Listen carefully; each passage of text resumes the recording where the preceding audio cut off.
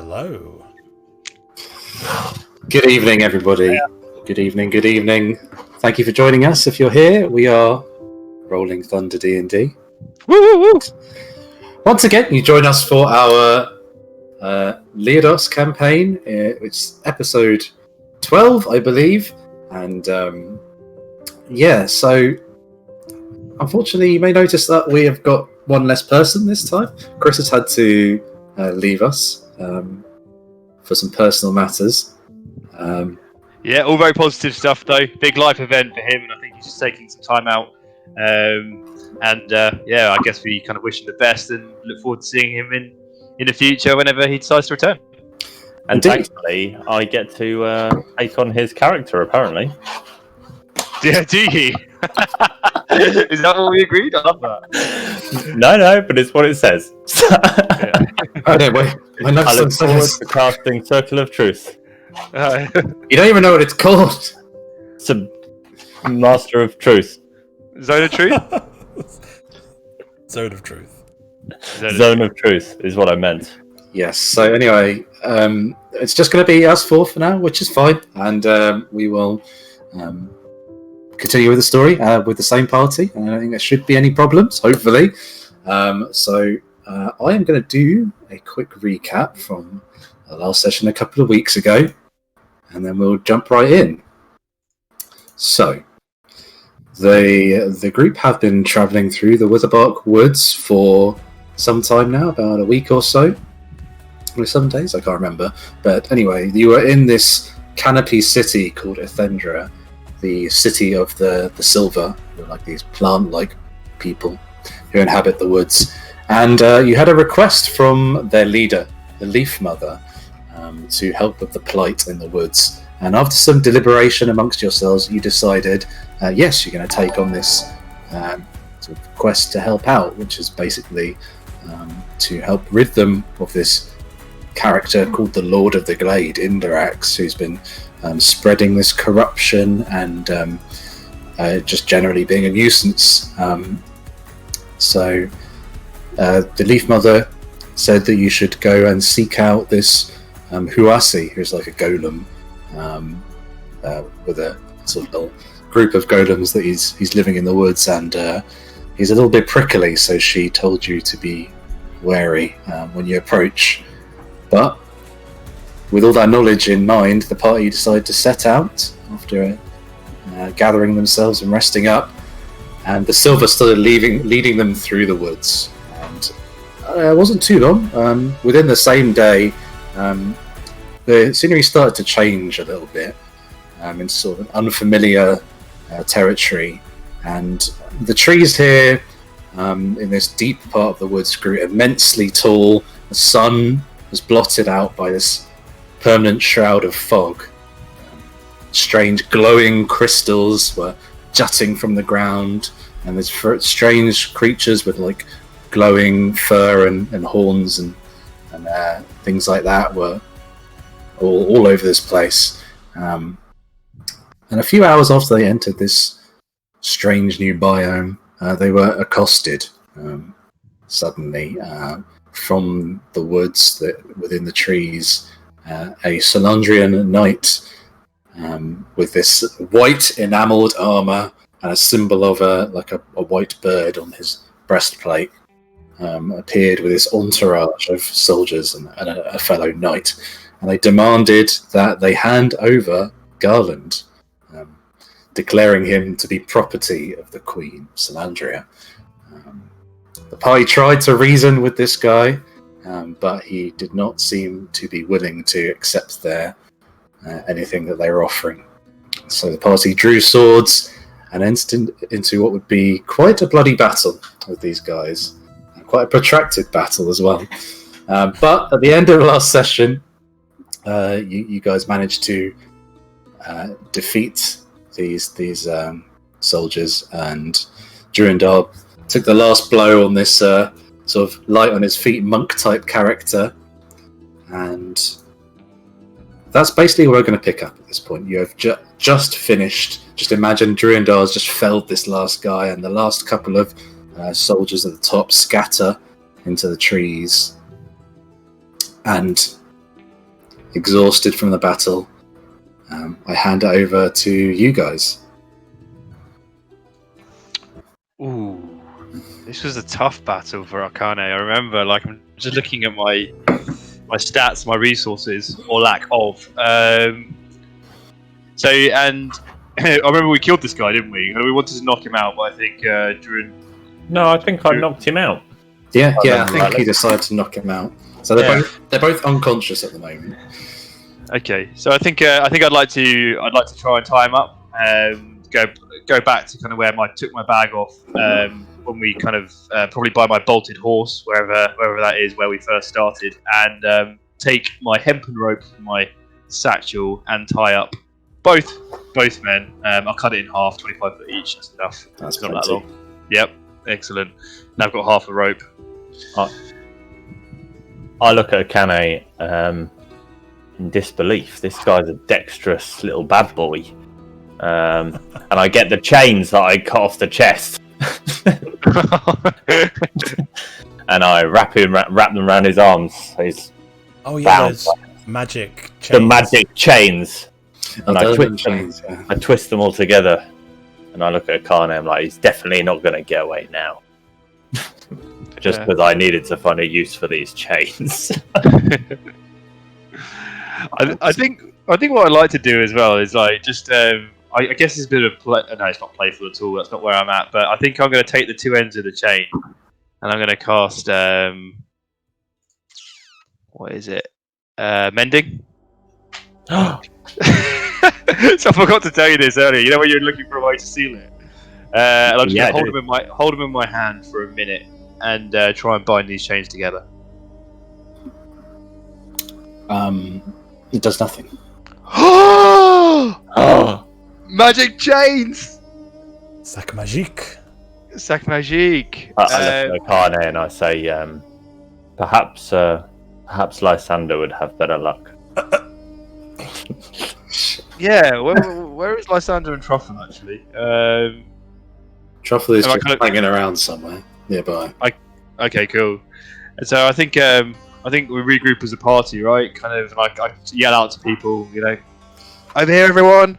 I'm gonna go bring this. I'd like to bring this soldier here up to where me and Drew are at the moment. Mm-hmm.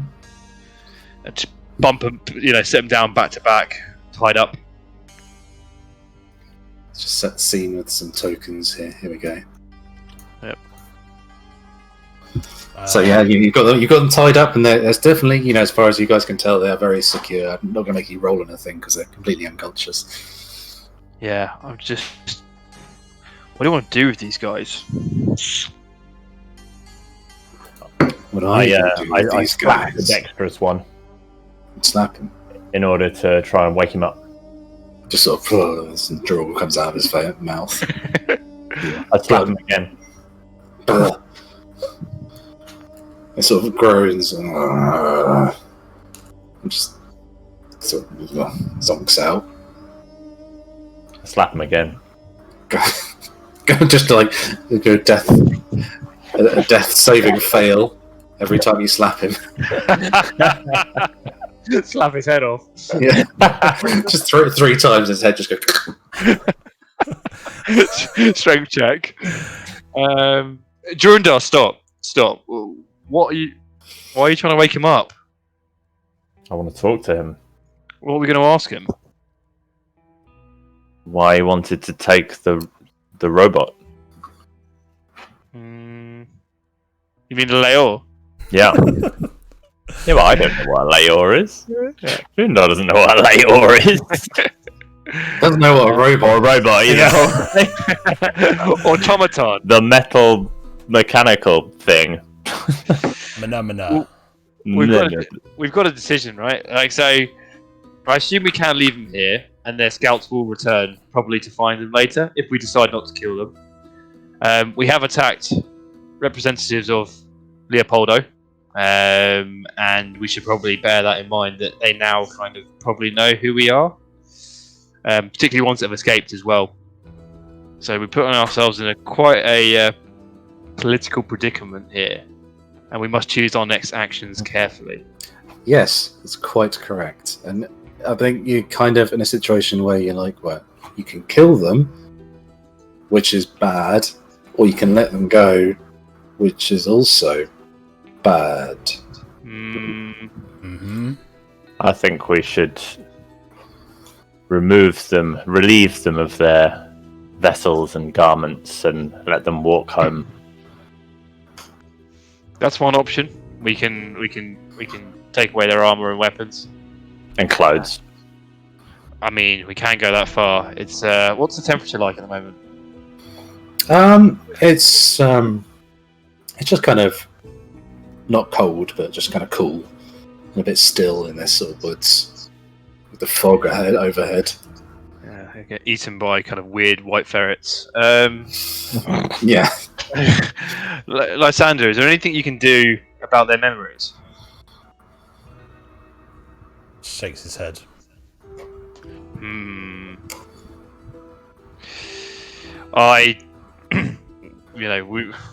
We've done nothing wrong.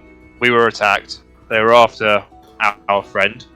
I agree with you, Durandar. I think we should remove them of their armor. Leave them with a bit of water. Tie them to a tree, and move on quickly. Try and find Huwasi. With a note saying deepest apologies. I like that. Perhaps we should also consider that the archers that escaped may not have known who we are. I'm not sure if they overheard the discussion we were having with this knight. Were there archers that escaped? Yeah. There are Yeah. two that you saw. Yeah, but they were like over here, right? So there's so we've confirmed there's 2 escaped. Yeah, There's at least 2 people from the fight who ran away. Bollocks. My idea gone. We're not killing them. We're not killing them, Lysander. Kill everyone. And those survivors, they can't tell. but there is a chance that those who escaped didn't hear that conversation. They don't know who we are. Now we could, and I bring everyone in a little bit. I kind of step away from them, and I kind of like I ask for everyone to come over, and gather around. Trap will join you. Yeah, and I kind of just whisper to the group, we could use the symbol, the eagle seal that Beatrice gave us. Lysander's shaking his head. Okay. They did say we could use it for friend or foe, but you're right, we probably don't want to reveal ourselves. Lysander, you know more about this stuff and the art of subtlety than I do. It's too late now.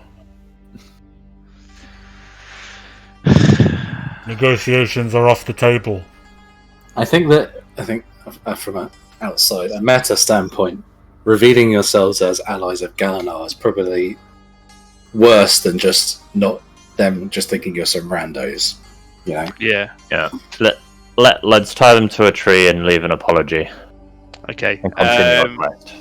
Do you want to tie them up and relieve them of their armor, Garland, Durandar?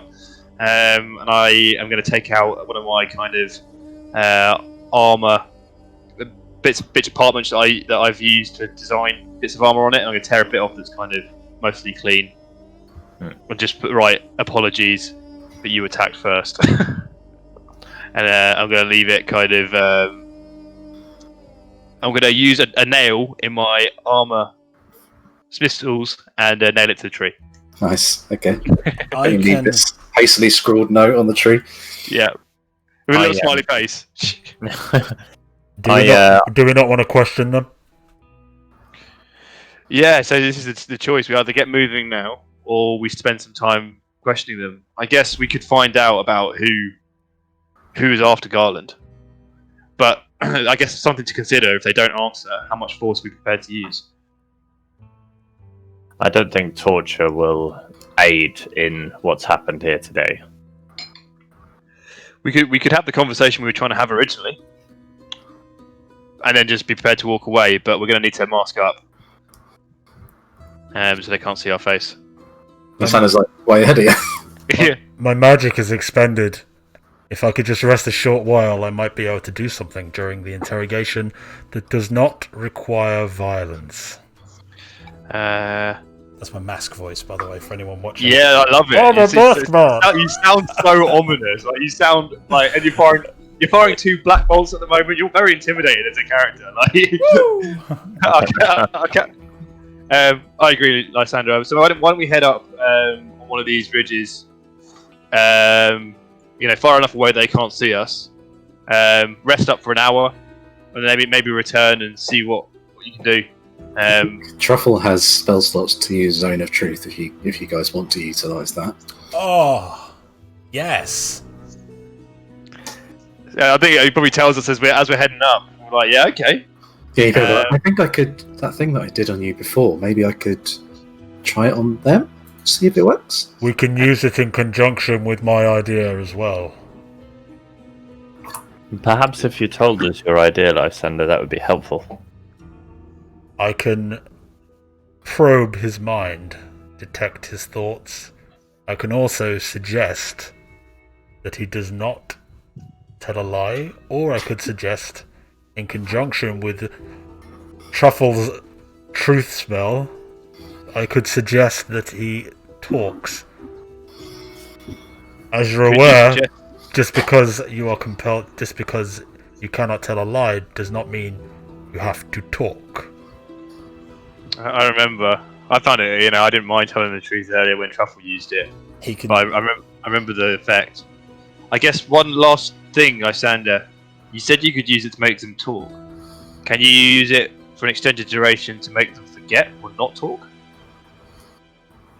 If needs be, I can possibly suggest to him that he walks for 8 hours and does not stop. Could you suggest that he doesn't remember our faces? Or what happened here? Or that they were attacked by bandits resembling people that don't look like us? I believe there's only one thing that will make him permanently forget. I think that might be higher level magic like you guys have access to. So obliviate them. I do have this one spell. I'll pull out a dagger. I don't do that. Stabius accident. The zone of death. Okay, so should we rest for an hour? They don't seem to be going anywhere. And we'll come back and try your suggestion. Let's do it. Okay, Sounds good. So you guys are taking a short rest. Yeah. Before we take a short rest, I removed their armor and their weapons. Okay, so you've got, I guess there's a few bows knocking around. You've got this giant, like a great sword that he was wielding, and the other guy was just wearing like leathers. And then, obviously is like white armor as well. I mean, you can see underneath this white armor, he's obviously got quite a big, like burly guy, and he's able to wield this massive sword, bigger than Durandal's sword. Ooh! It's not a competition. Can I wander and find my ring as well?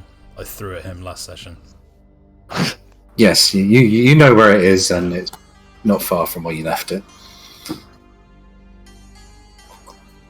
I take a moment to inspect the broadsword, the greatsword. Yeah, it's like it's kind of the same, maybe a bit shorter than yours, but like wider in the blade, like a buster sword, kind of big, thick, wide blade. Is it ornate? Yeah, it's like crafted for a knight, and it's kind of got like some nice etching along the blade of like the sort of I don't know, maybe what would he have? Some kind of bird or feathers sort of swirling around. I kind of look at it for a while and kind of pull a face and then just sort of toss it over my shoulder. Too fancy, and walk off. You like rub it in the dirt a bit. Smash it with some rocks and make it really scratched. No, not interested. Fair enough. Okay, so I mean, what are you going to do with the rest of it? Are you going to like try and keep it, or are you just taking it off them and just putting it nearby? I just put it nearby for now, out of reach. And the guy, I guess you would probably search their packs and stuff. Do you want to like try and take their stuff, or do you just want to relieve them of their armor? You're going to try and pilfer their goods. Yeah. Yeah, we have a look, see what they've got. You got any books? No books. There's a bunch of money, which would be, I don't know how much. Let's see.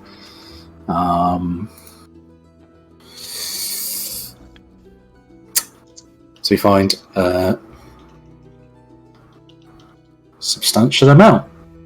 Ooh, nice. Add it to our 1,500 GP we got already. 100 between them, 130 gold Nice. in gold and silver and copper pieces or whatever. But yeah, And if we take it, they may assume that we are more raidery type people rather than perhaps. legionnaires of Galadar. You also find on the guy, one of the archers, who when he first came in, was holding some kind of device, and you get it out and you have a look at it, and it's it seems like it's made out of the same sort of crystal that his garland is made out of, maybe, and it's like a sort of like just a sheet of this crystal with like some metal at the sides, and it's got like glowing glyphs on it of some kind that you don't really know what they mean. They might just be symbols, but it does notably have in the center prominently the symbols that are on Garland's face. So it's clearly this. He looked at this and was like, "Yes, this is what we're looking for," sort of thing. Shit. So I guess I'd like to use my craftsman's eye, Castellan ability, just to kind of inspect this device to see if I can discern what I think it is, which is some sort of tracker, right? But what it is and how it's made. Yeah, you can see that it's obviously not the same as Garland's, how he's made. It seems more like very simplistic, and maybe like they reverse engineered Layor technology or something, and just forced it, filled it with magic energy or something like that. It's very simple. It's just like, it's obviously just tuned into whatever Garland's signal is producing, like magical signal that makes these things on his face. And the other just glyphs are, I guess, just information for the soldiers, which you can't tell what it means, but presumably they would know. Okay, so let me just write it down as a question I want to ask. Yeah, it does seem like just like a man-made device rather than like an ancient Layor technology, I would say. Okay. Okay. Should we take a little rest? Take a rest? Yeah. Okay. So yeah, you're free to take a short rest. No encounters happen during this time. Roll as many hit dice, or we'll get your spell slots back. Whatever it is you need to do. Yeah, baby. Castellan can't recover any resources, can they, on short rest? No, I'm pretty sure they're long rest for them. Oh, yeah. Okay. Give me I that. roll a hit. Okay, and hit dice are recovered on our long rest, aren't they? Yes. Yeah. Okay. Oh, sweet. So that's 15. The one. Oh, come on. Oh, another max. Come on. I got 2 mins. Actually, Two I'm gonna mins. roll one final one just to make sure. Yeah, baby. I'm all the way up to my huge 33 hit points. I've got 2 hit dice left. Man, Drinda was in a bad way after that fight. I've just noticed my current hit points. I've completely forgotten. And that's a big deal considering how chunky you are. 16 hit points of 59. You guys need a long rest before you have. Yeah, we really need a long rest. I've got nothing. I can use my denial. I've got 1 fortress echo. Can't use martyrdom, and I've got no hit dice. Right, I'm fucked. I'm exhausted. Truffle can heal you guys. He has some spell slots. Okay. Oh well, a bit late now. My hex is still active, I think. Or did it get? No, I lost my concentration. Didn't I? Doesn't matter. Disregard. It's okay. It lasts like 8 hours or something, doesn't it? It lasts 24 now. Oh, 24. Because A long time. That is a long ass time. But it is one of your two spell slots. It is one of my two. So basically, yeah, it's a like cast it first thing and then. It's on Oh no, it's 8 hours. Sorry, for a 3rd level spell slot. 8 hours. It's basically a whole adventuring day. Yeah, pretty much. Move it around. Cool. Right, I'm ready to Freddy. Okay. Okay. I've got like as part of my armor, I've got like a little mempo, kind of like half Japanese samurai mask thing. So I'm gonna put that on as well. And I'm gonna take some of the charcoal from my bag, and I'm gonna black out my eyes, like quite crudely. Is this like something that Kane does for battle or something? Yeah, she does it for battle, and as she's doing it, she recognises that she's probably just going to make it herself more obvious. I guess there is an element of trying to disguise herself here and be intimidating and cover her face. But yeah, this is like an old battle thing, right? And it's messy. It's like charcoal. It's not like beautiful, like kind of eyeliner shit like that. Just a nice winged liner. Yeah, a nice little flick. Lysander's got a smoky cat eye going on. I'm just sick of, and I think I'm getting a bit sick of being in fights. I had this quiet life going on, and something's happening. Something's happening to my connection to the Fortress world. We're on a deadly mission. We keep getting attacked, and actually I feel like I've got something to fight for now. So the old Akane is coming back. Yes, it's happening. She's happening. It's happening. We're getting evolution. Right. And she's not the young girl she used to be. Not young woman, sorry. Can okay, should we get Truffle to cast Zone of Truth while they're still? Yeah, I guess. I guess we go up to them. Are they still unconscious? And Adam, we're going to give you control of his character sheet. Oh jeez! Oh god! Unless someone else wants it. And there you go. You should have it. You leave it to you. Ta-da, So there he is. At least do some kind of saves or something. Right, so God. So by this time they've kind of woken up and they're like the 1 HP sort of thing. So Truffle is gonna. So I'm just gonna put it in chat just so we can see. Yeah. So I know what it does again. God, saying it's Lysander, but you get it. It's Truffle. Charisma. Yeah. Charisma. Guards against deception. So we know if they're not gonna. We know if they're gonna. If they want to lie. Okay, so we'll do the monkey dude. So he's got advantage, so he gets 13, and the other guy gets 18. So yeah, spell save 16. Okay, so the big burly knight passes, and the other guy fails. But I guess you don't know that until you start asking them stuff. I wonder if you can tell. Well, what do you think Zone of Truth looks like? Is it like kind of like? I imagine it's like a magical circle, sort of glowing on the ground for a second. Mm. Yeah, why not? Well, I imagine it being like a really light blue. Cool. We'll say that it's like an arcane circle which pulses on the ground for a second. Yeah. Tried to draw a circle, but roll 20 wouldn't let me. It's a light blue square on the ground. Oh, there we go. So that's a, Good enough. there you go. Okay. So you got your blue circle of truthiness. Suggest you guys don't stand in it. Yeah. Drinda doesn't care, but he'd move. It's like in Justice League where Aquaman sat on Yeah. the lasso. Okay. So Trevor looks at you guys expectantly after holding this costume. Yeah. And I think I look at Lysander. Let's wake them up. They're awake. Yeah, they're awake and they're groggy, but they're sort of conscious and they know what's going on. Groggy, you say? No, groggy. Okay. I'll walk over and slap them both.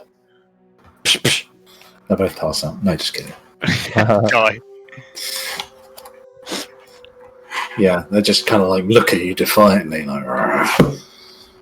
What? Why did you attack us?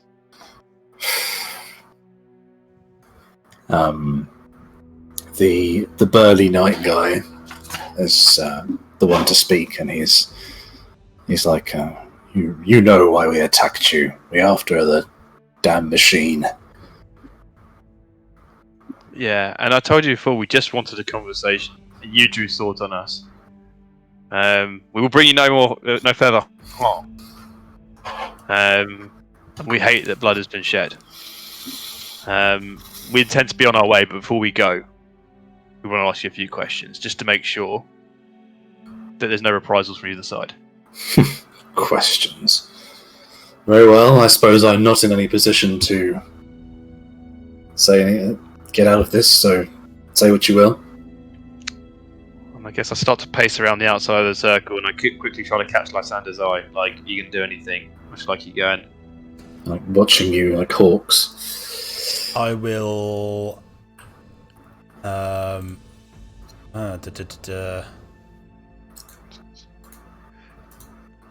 will cast Detect Thoughts on the big man. Oh, huge! So read that block of text. So cast it as my action. I can. What does it mean? What does it all mean? That's one of my spell slots gone already. So I think I can read the surface thoughts just without a save, if I'm reading that correctly. If the creature you choose has intelligence 3 or lower, it doesn't speak a language, the creature is unaffected. You initially learn the surface thoughts of a creature. What is most on its mind is that in that moment. So my hope is that in... Who sent you? I think my first question is, and I'm walking around the circle, right? I see they're watching me, and I'm trying to draw their attention away, and I'm addressing the big guy. Who sent you?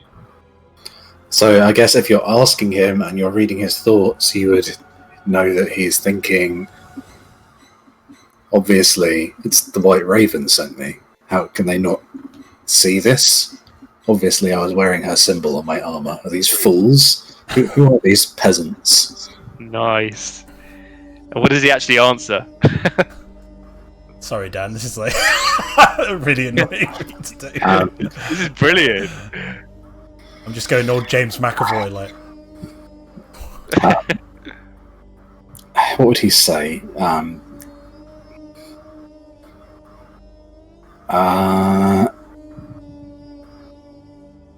He would probably actually to Akane. He'd probably be like, "Tell me, old woman, what do you remember of the war? Did you fight in Velimar?" I did. I fought for both sides. It was messy and nobody won, as far as I'm concerned. Perhaps you know who spearheaded the front at the border. Yeah, I probably would know that. You probably go, "Oh, it's her." Oh shit! Okay. Can I jump in really quickly? Can I telepathically talk to Akane and just say, "You have to be quick. I can't do this for long."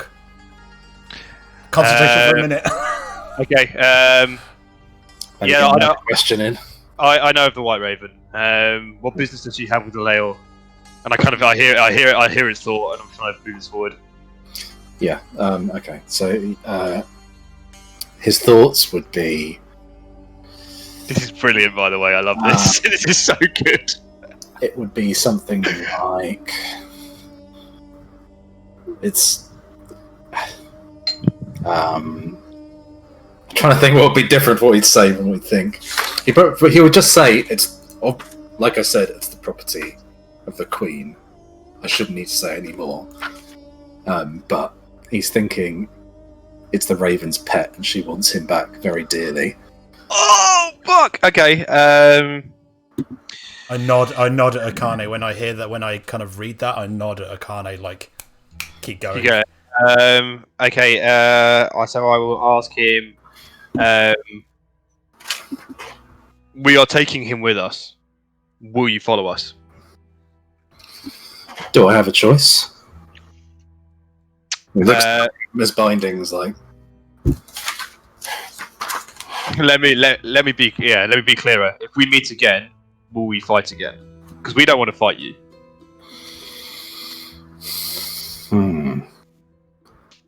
I suspect if I return with news of what happened, I will either be killed or I will be sent back here to finish the job. So what do you propose is an amicable solution where you're not being killed and you're not attacking us?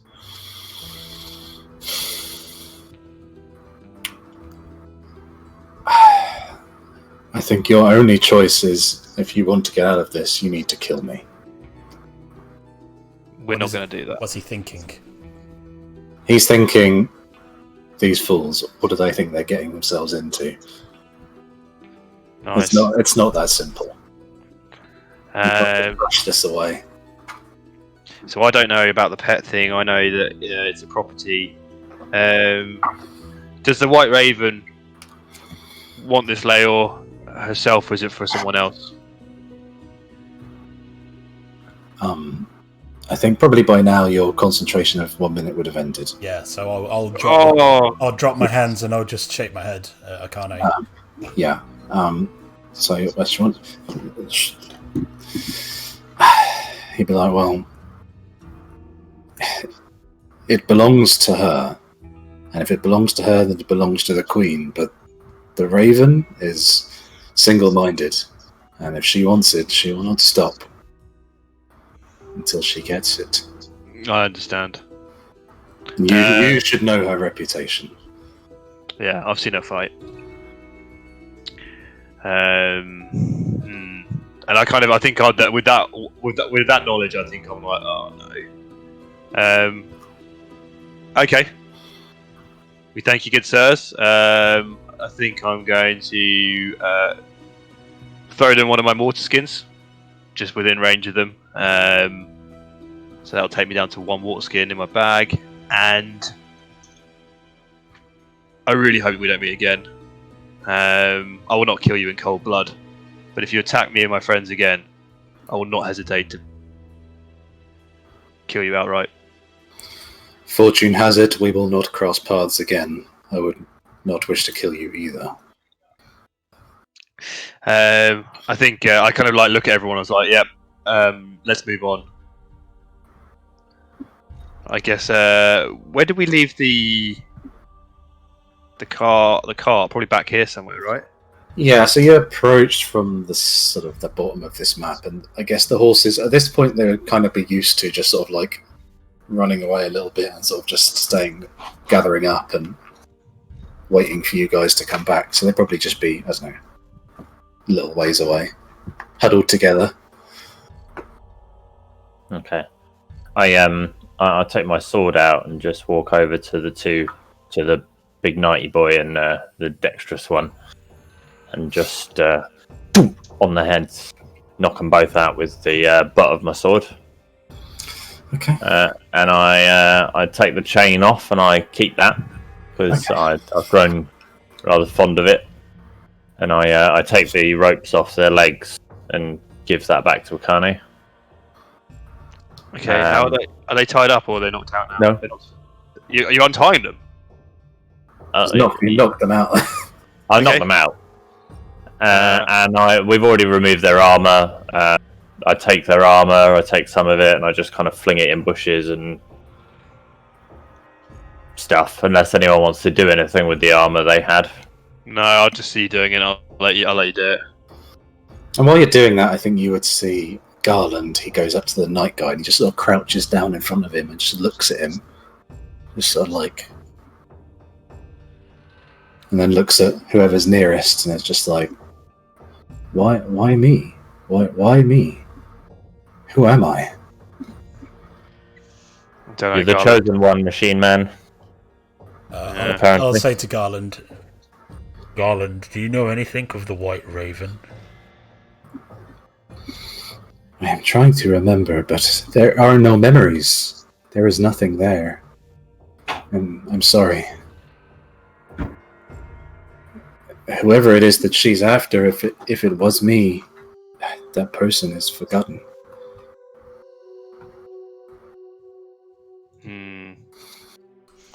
I think so I'll just say to everyone, we should keep moving. We should get some distance between these guys and their fellow soldiers who are going to come looking for them soon. I think so. Lysander will kind of, while everyone's kind of getting ready to go, I'll standing and looking at the bodies and just Solandrians. It's bringing up a lot of memories.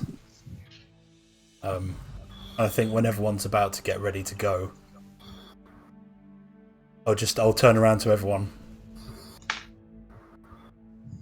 They're too dangerous to be kept alive, and I'll just black bolt.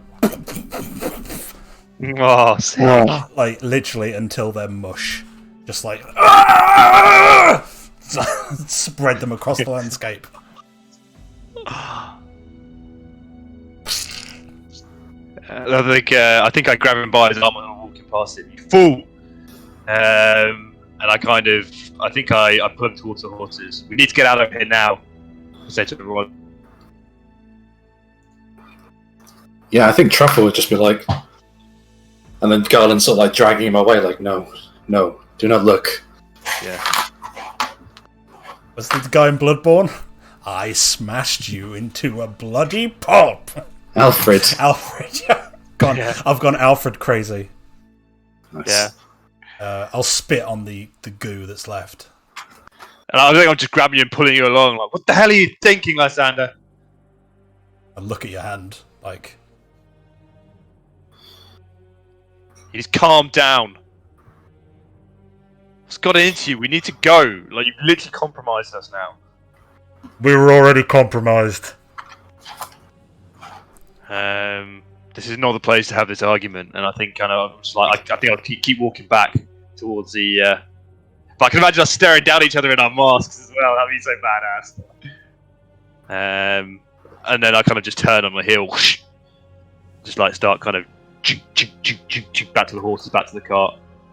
And on the way, I'm going to. Can I put my hand on this ramp here and dismiss it? I think you can just dismiss it without touching it. I mean, if you want to touch it, do it. Then you can. Oh no, that's badass. Can I just walk past it? Yeah, it's kind of like I think the way that I envision it is it's kind of like concentration where you can just let it go at any time. Oh yeah, I love that. I think after we've had this argument, I turn my heel, and as I turn my heel, I'm walking back just past him. I think all these structures just like kind of crumble. Just crumble. Yeah, and the dust. But even where the dust lands, I guess it goes back to the fortress world, right? So Yeah, it's sort of doesn't leave like a anything. patch of like bare earth where it was. Yeah. Yeah. You know where you put there's a bit of wood been on grass in your back garden for ages, and you finally lift it up, and it's all like it's just that. Oh, look at this guy with his back garden. I have a back garden. I live in London. Yeah. Okay. I'm at my horse and kind of get the carts. I'm like, we need to move out. I could imagine that with that movement. I know what you. Yeah, we need to move. Come on, You just hear at the back. Simon. Truffle's like, good boy. I think after a couple of minutes of staring at the goo, Lysander will mount up, So much goo. Oh my god. just like almost in disbelief. Like, How did it come to this? whoops. Okay, let's move you off that map to just something. Okay. Okay, so you're all mounted up and you start setting off once again. Some of the silver hop out of the trees and once again they point and show you the way to go. Where the fuck were they? Good question. Hiding. They wouldn't want to get involved in your Mortal affairs. political scrap, so to speak. So yeah, they start leading you off once again, and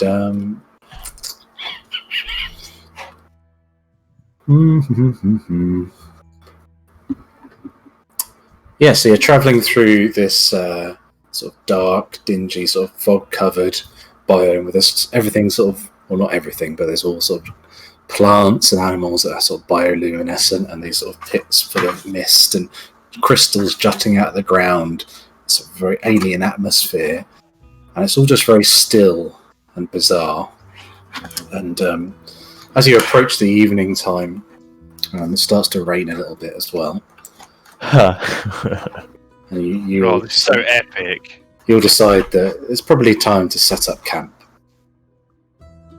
So you find a little clearing, or maybe some bit which has sort of got some, covering with some trees that might keep you a little dry whilst you get set up. You set up your camp as you always do. And, is there anyone doing anything specific during evening camp? Don't think so. No, I don't think so.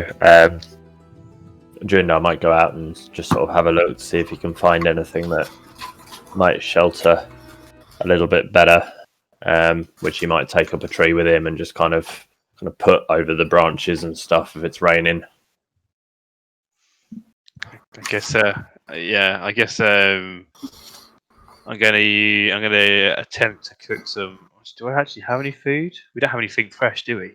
No. Okay, I'm gonna eat. Only rations at this point. Yeah, I'm gonna eat a day of ration. You'll need some good berries. Yeah. I think, Lysander, what are you going to be doing? I guess as it's starting to rain as well, kind of steam's rising off my armor, kind of like the black is starting to kind of run down my mask, just like looking out over the forest. Durindar's like hauling in these massive pine barrels and just like making like some kind of, I don't know, lean-to or something. Yeah, dry. I think so. Lysander he'll cast his kind of unseen servant, and he's just going to kind of be in a not a corner, but kind of an area that's hard to see with his back to everyone, kind of in the rain, and he's taken off his gloves and he's like flexing his hands, but can't see what's going on, trying to obscure what he's doing. Mysterious! I think Arcana is going to approach, but she's going to give him his space. She's not going to kind of try and see what he's doing. I guess I've got to talk a bit louder over the rain. Lysander! We'll go back on. What? Can we talk about what happened back there?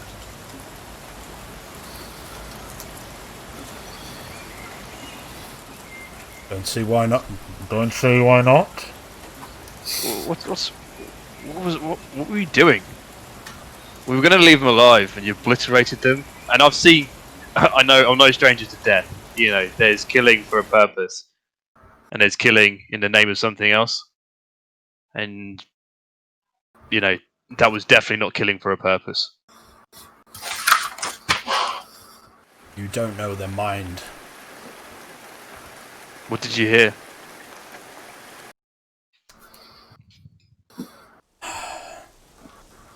Garland is their pet. Some White Raven's pet. I can believe that. They would have come for us. They would not have stopped. Is that true? Yes. And I get why you did it. I just don't really get how you did it. What's wrong with a simple knife to the throat? Display of power. Anybody coming by? They're two of their best knights reduced to guts. I mean, he's not wrong. In fairness. Fuck that bitch up! Yeah. Okay, I'm here if you want to talk about it. And I think I'm going to turn back into head back across camp. I think, as you turn around and you're like, do you want to talk about it? Lysander almost reaches out like, yeah, and then I'm just going to be like, turn around. Yeah, I think I kind of hoping he would, and he doesn't. So she just goes. She kind of just keeps walking out. I'll take first watch. I think she'll declare to the camp. I call out to Akane and just say, there's room for one more.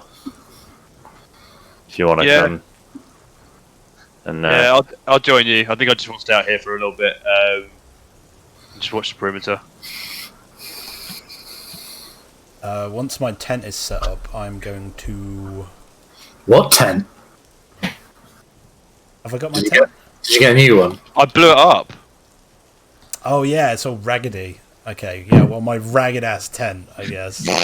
It's like scraps. Where's Jenkins when you need him? Oh god, Jenkins! You could have fixed it. We've got spare tents in the truck. You can use mine. Okay.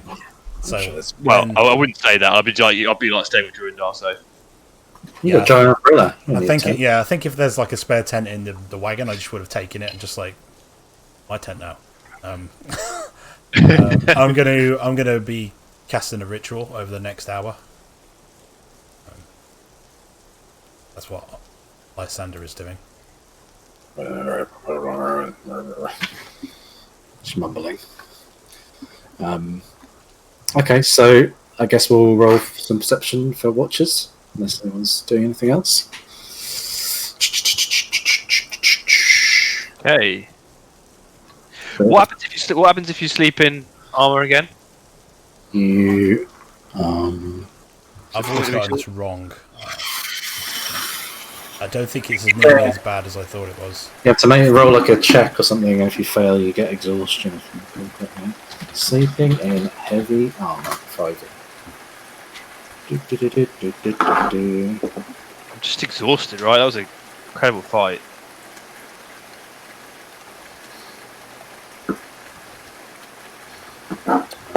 You regain only 1/4 of your spent hit dice.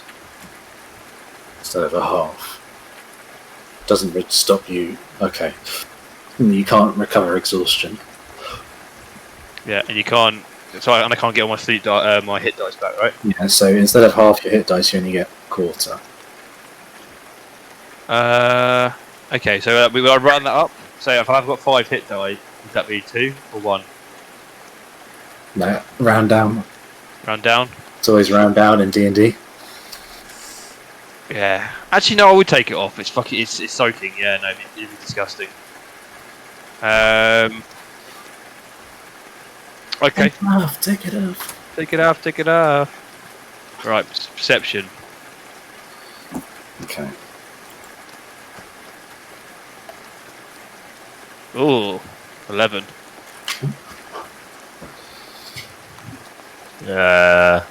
Just everyone do it all at once. 11. 11. What is happening? D&D. Okay. But you guys have got -1. I've got +5. Wise. Oh wow. Granny Cherudo. Yeah. Granny Cherudo. Love it. What about Chumpzilla? Oh, Okay. did you do that truffles? Yeah. Or garlands? That's truffle. Okay. So got Akane and Durindal and Truffle and Lysander. So Kane and Durindal, you have your watches and nothing much happens. The rain continues through the night. I would tell Truffle about his watch, but there's nobody here, so nothing happens during Truffle's watch, but he hands over to Lysander and groggily wake up and start your watch during the night, and you're still a bit tired and you haven't quite got your wits about you, and at one point you notice some movement in the corner of your eye, and you can see. Is this Lysander? This is Lysander. Your other guys are asleep. Yep. And you see Truffle and Garland amongst the trees, a good distance away, and they turn back and look at you, and you catch eyes for just a second.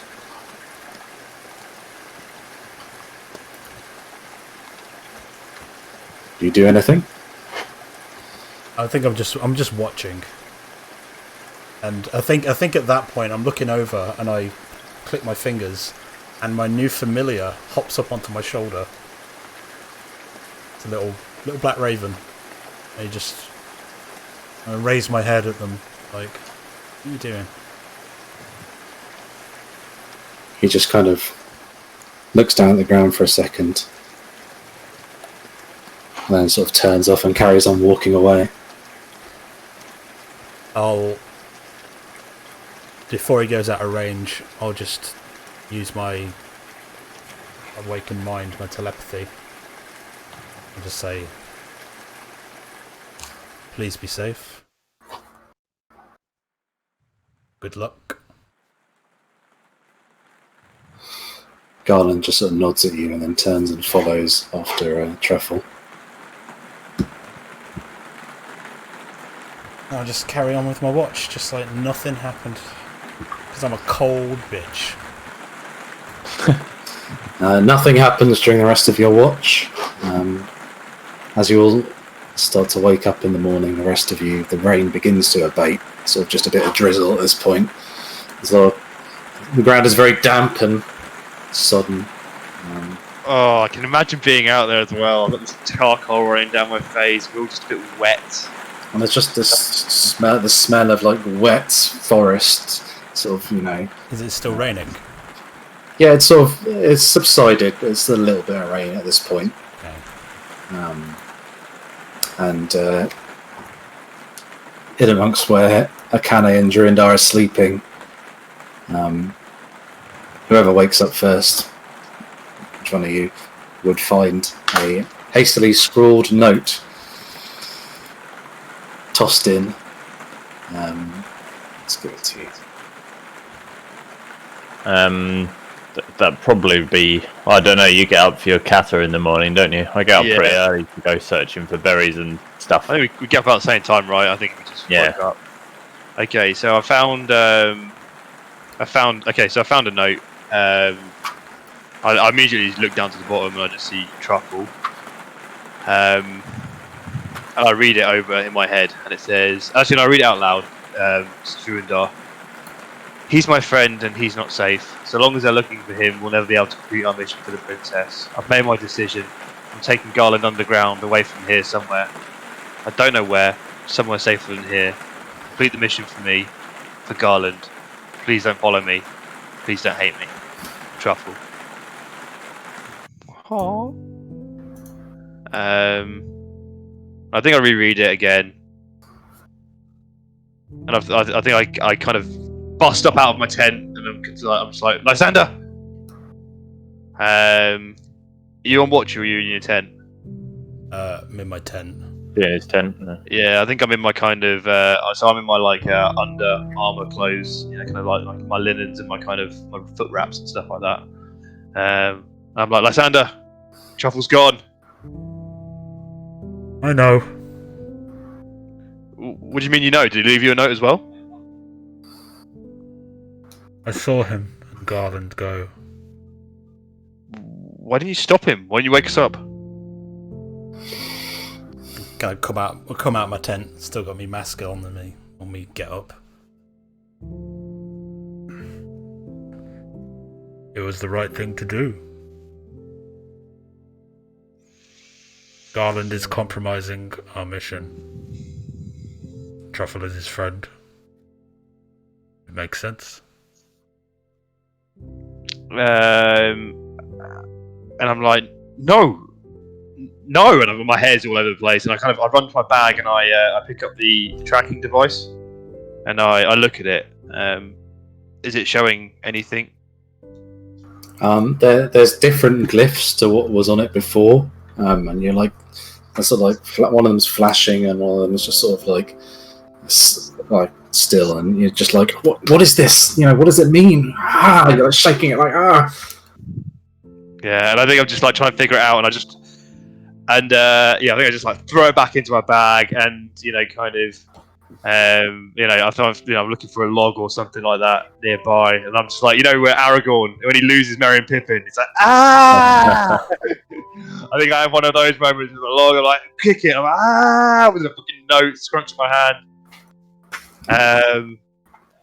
I think I come out of the tent at that point, and I just sort of I walk over a bit, head down, put my hand on Akana's shoulder, and just say, "Look, if the little man wanted to go, who are we to stop him?"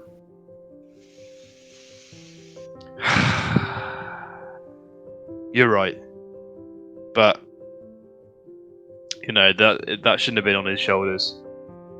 We've got commitments, and we've got to keep pushing forward. I know that, and he knows that. It's just not how I really expected this to end. And as soon as we're done, we're going to go find him. Well, Sounds fair. If we can find him, the Solandrians can find him. Well, then that's even more reason for us to press on and complete what we said we're going to do. There's something larger at stake here. And you never know, kind of with the impact that we might make in the world in the coming weeks and months, we might be able to distract the White Raven from this little quest anyway, with what's about to go down.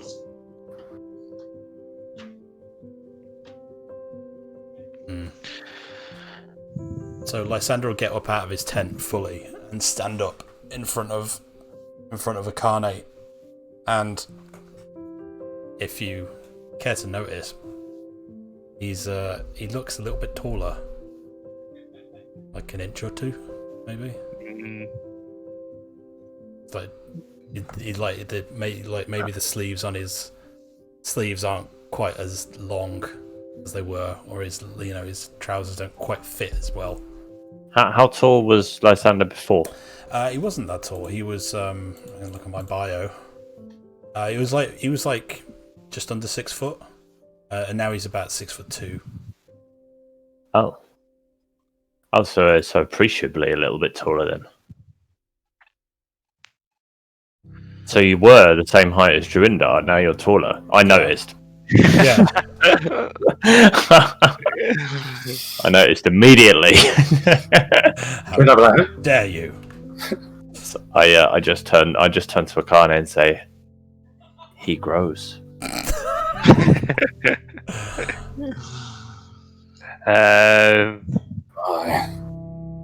Yeah, I think Kale's just like she sees him change all the time. We should get moving. I think we should respect Ruffle and respect his wishes for now. And we'll go after him once this is all done. We've got some bigger commitments that we need to deliver on.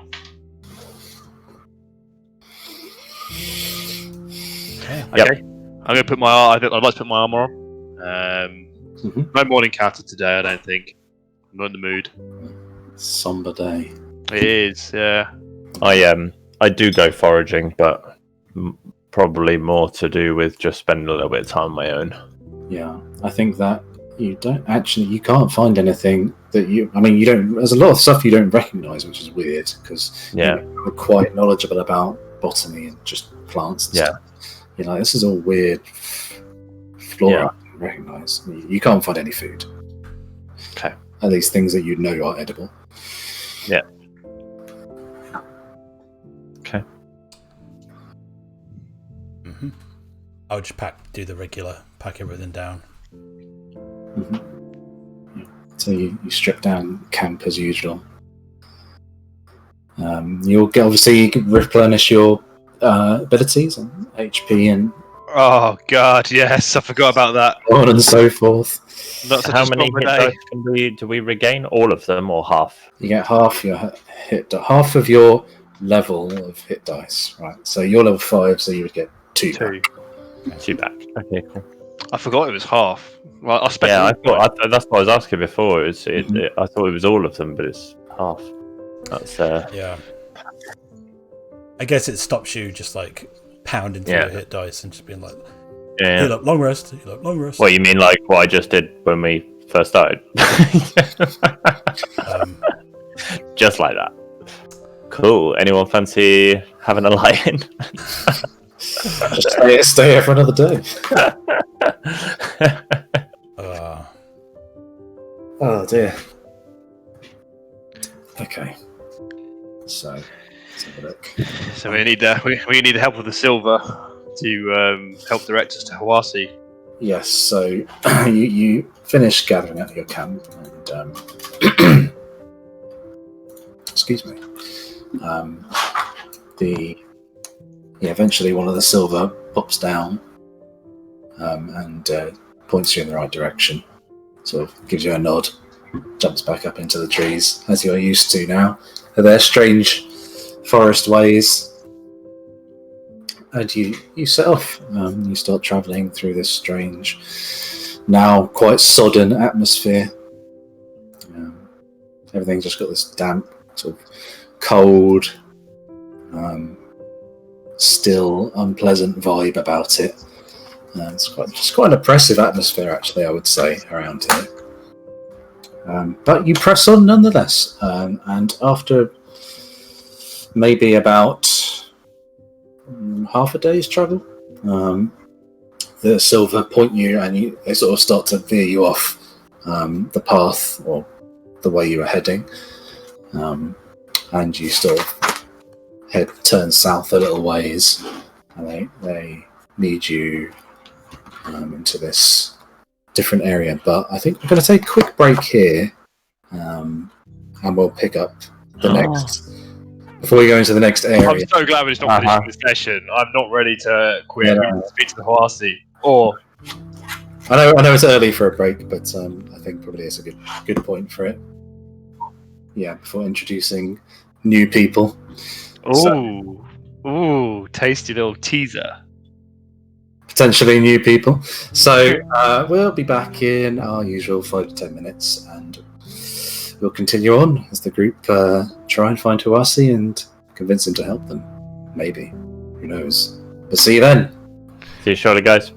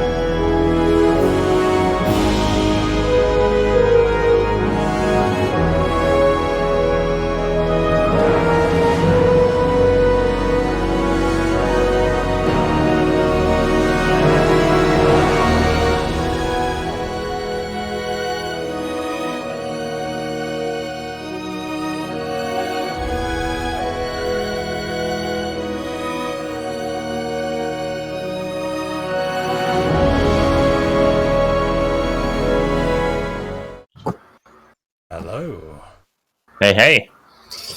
Hello, hello. Welcome back. We are back from our break and we're ready to continue with the party doing stuff in the woods. Huwasi, Huwasi, Huwasi. Who are you, Huwasi? What do you look like? That guy. I think we're just gonna get jumped by a whole bunch of bad guys or ferrets, ghost ferrets. Mutant evil ghost ferrets. Okay, so you're heading through this damp, still, deep part of the woods where these tall trees and these strange crystals, and the silver start directing a slightly different way, and you start following this path that they're pointing you down.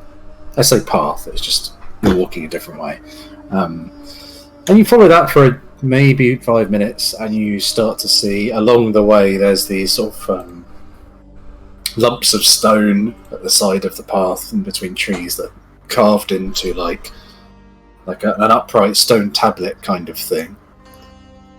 And they're not really got any writing or anything. They've just sort of been carved into this sort of slab, like a little monolith shape. As you walk, you pass a few of these, and you kind of get the impression that they're like, I don't know, milestones or just markers to indicate where you're going. And you follow this path on, past these strange stones for another 5 or 10 minutes. And you pass what appears to be just lying on the ground. A large stone humanoid creature.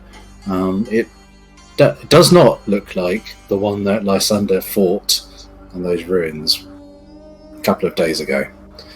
This one, they look different. That one was just like stone carved into the shape of a human. This is like it's like lumps of sort of crystal and metal that have sort of been sort of fused together. And sort of some of the joints aren't like physically joined, like the elbow and the hand. They're sort of just like magically joined, but it seems to be just lying unconscious on the ground. And it is probably, you would estimate, maybe in the region of about 8 foot tall if it was standing up. So it's pretty big and broad of shoulder, but it's sort of still shaped like a humanoid. I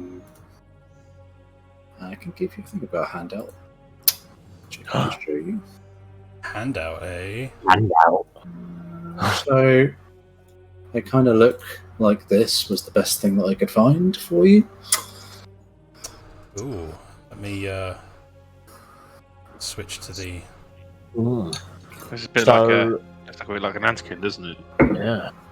Durindar is fairly well travelled. Do you think he might have seen one of these before? Is it unlikely? No, I don't think that he would have. Okay. I'm trying to think who might have. Probably unlikely that one of you would have seen one of these particular things before. Is it blocking the pathway? No, it's not. I mean, if you consider like your path travelling between these stones down a sort of path, it's just sort of off to the side. Yeah. I think I'm going to stop. I'd like to call out to it. Hello? Are you okay? I nudge him. I'm like, what are you doing? We don't know what this thing is. You just see a sort of, there's a moment's pause, and then there's sort of just this gentle sort of, whoom, and then its eyes, and like inside this head, these two like lights in the eye sockets sort of flicker on for a second, and it sort of sits up like it's reaching out to get up, and then just sort of twitches and just crumples back to the ground again. Oh, that's heavy. Any signs of damage on it? Obvious without, you know.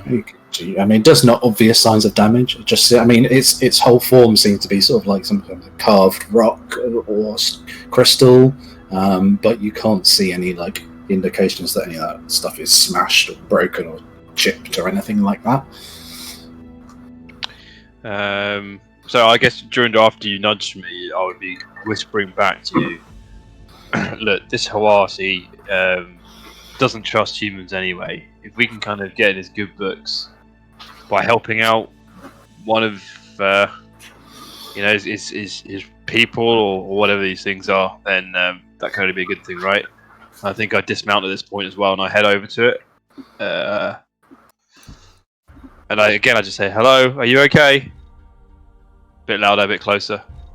Yeah, and it sort of twitches to life for a second. It sort of flickers a bit, sort of twitches, and then just powers down. I guess I'm going to put my umbrella down and try and inspect it for signs of damage or anything obvious that might stick out. So you sort of you touch the stuff that it's made of. It's oddly actually quite similar to maybe the stuff, sort of obsidian-y stuff that your thing is made of. It's sort of like a glassy rock stone kind of thing. Yeah. Sort of chunks of metal and crystal and stuff.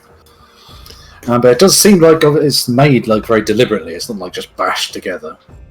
Obviously, it's been designed and created in this way. But it seems to like whatever inner light was making it turn on is just not there. Is it run out or whatever? It's just not. It's got no power basically. It just seems. Yeah. Abomination. I don't really think I know what to do at this point. I don't have any kind of magic, or I'm not that particularly good with the arcane. I think the kind of people who would deal with golems would be like artificers of a particular high caliber, rather than castellans. Yeah.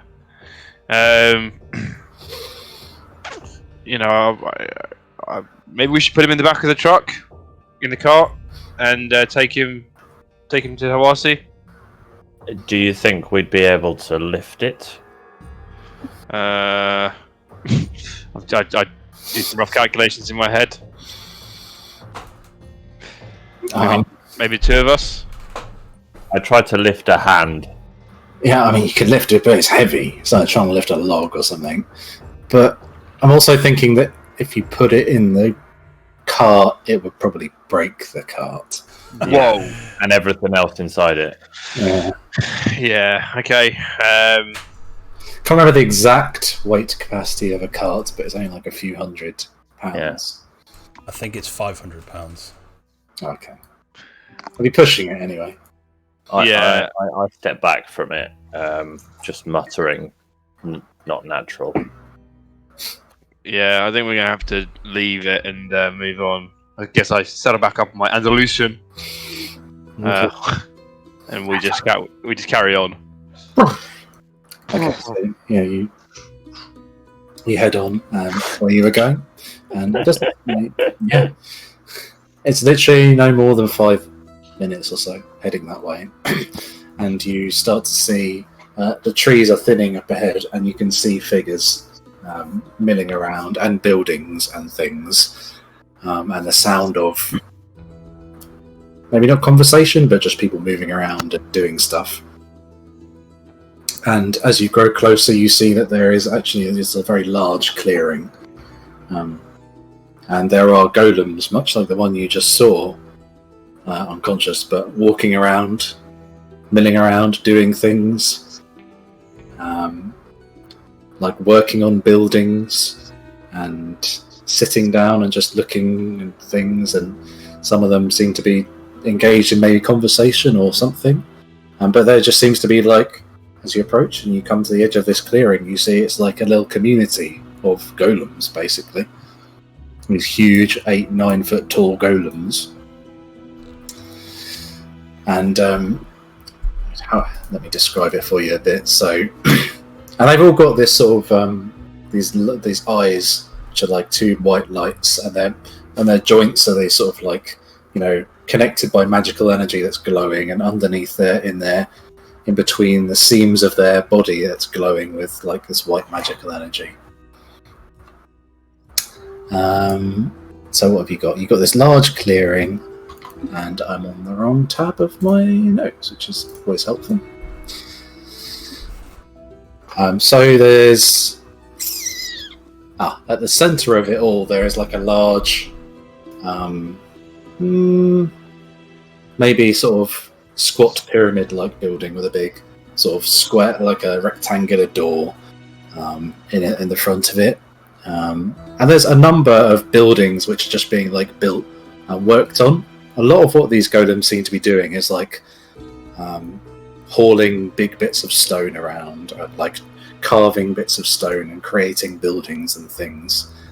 Some of them are creating like these sort of big tall braziers, and they're filling them with bits of glowing crystal, like the crystal that was sort of in the ground everywhere, and sort of illuminating the area with this eerie glow. Some of them are like there's tall, similarly tall, big like bird baths, like a bunch of birds all flocking around, and they're all just sort of like looking up at these birds. Some of them are like holding a hand out with seeds or berries and just standing there, waiting for these birds to like come and peck at the food in their hands. What else would you see? Do they remind me of the Laor, or is there something very starkly different between the They construction? remind you of the Laor in that they are constructs, animated constructs, but they're definitely a different kind of creature than the Laor. A distinct kind of. Maybe they're more like animated stone, where the Laor seem to be like a consciousness contained within like some kind of crystal matrix, basically. Okay. I think Durindar's feeling a little bit uneasy about this whole situation. There's a clearing in the middle of a forest, which means it's been cleared. There are. It's the Fern Gully situation. This is a Fern Gully situation, big Yes, time, and Batty is not happy. There are lots of obviously like tree stumps, or like where trees have literally just been ripped out of the ground, and this is a huge clearing, like huge. A single tear runs down Drindar's face. Yes, And you know there is these stone rock tormented nature walking around that don't look like they should be walking around. They look like they should be supporting some water flowing through a stream, not walking about with magical energy running through them.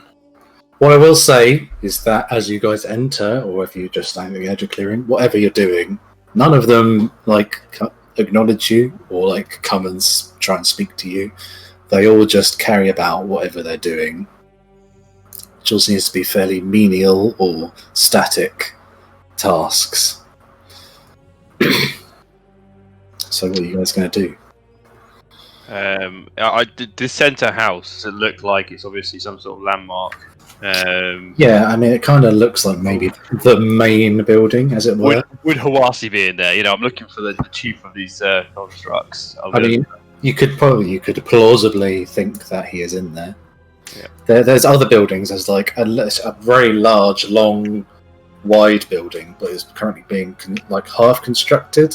There is like a small, like a squat mage tower type building, like a circular tower, that is mostly built.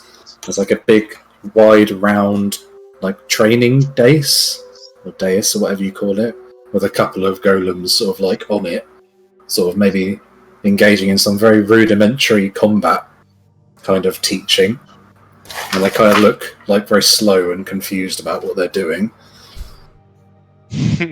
Bless them. They're acting human, it's so cute. But they don't really know how. Yeah. And there's a few other just like random buildings scattered around. But that one definitely seems like maybe the town hall or the temple palace or whatever you want to think about it as. We should announce ourselves. Agreed. I think I don't seem to get the impression that these golems are A, hostile, or B, capable of chasing us anywhere quickly. So maybe we take the cart down as well. Maybe to that house in the middle there. If we must. What's up, Durindar? You seem like you seem uneasy. This is tortured nature. The forest is destroyed. The rocks are walking. There's nothing natural about this place. I mean, you do find a lot of natural arcane energies in nature, and they are made of stone. Maybe we should find out a little bit more about how they came to be before we make judgments about the nature of whether or not they're good or evil. I'm not suggesting they're evil, I'm just suggesting they're unnatural. That's fair enough. They might be the nicest rock walkers I've ever seen. I think we're all a little bit unnatural.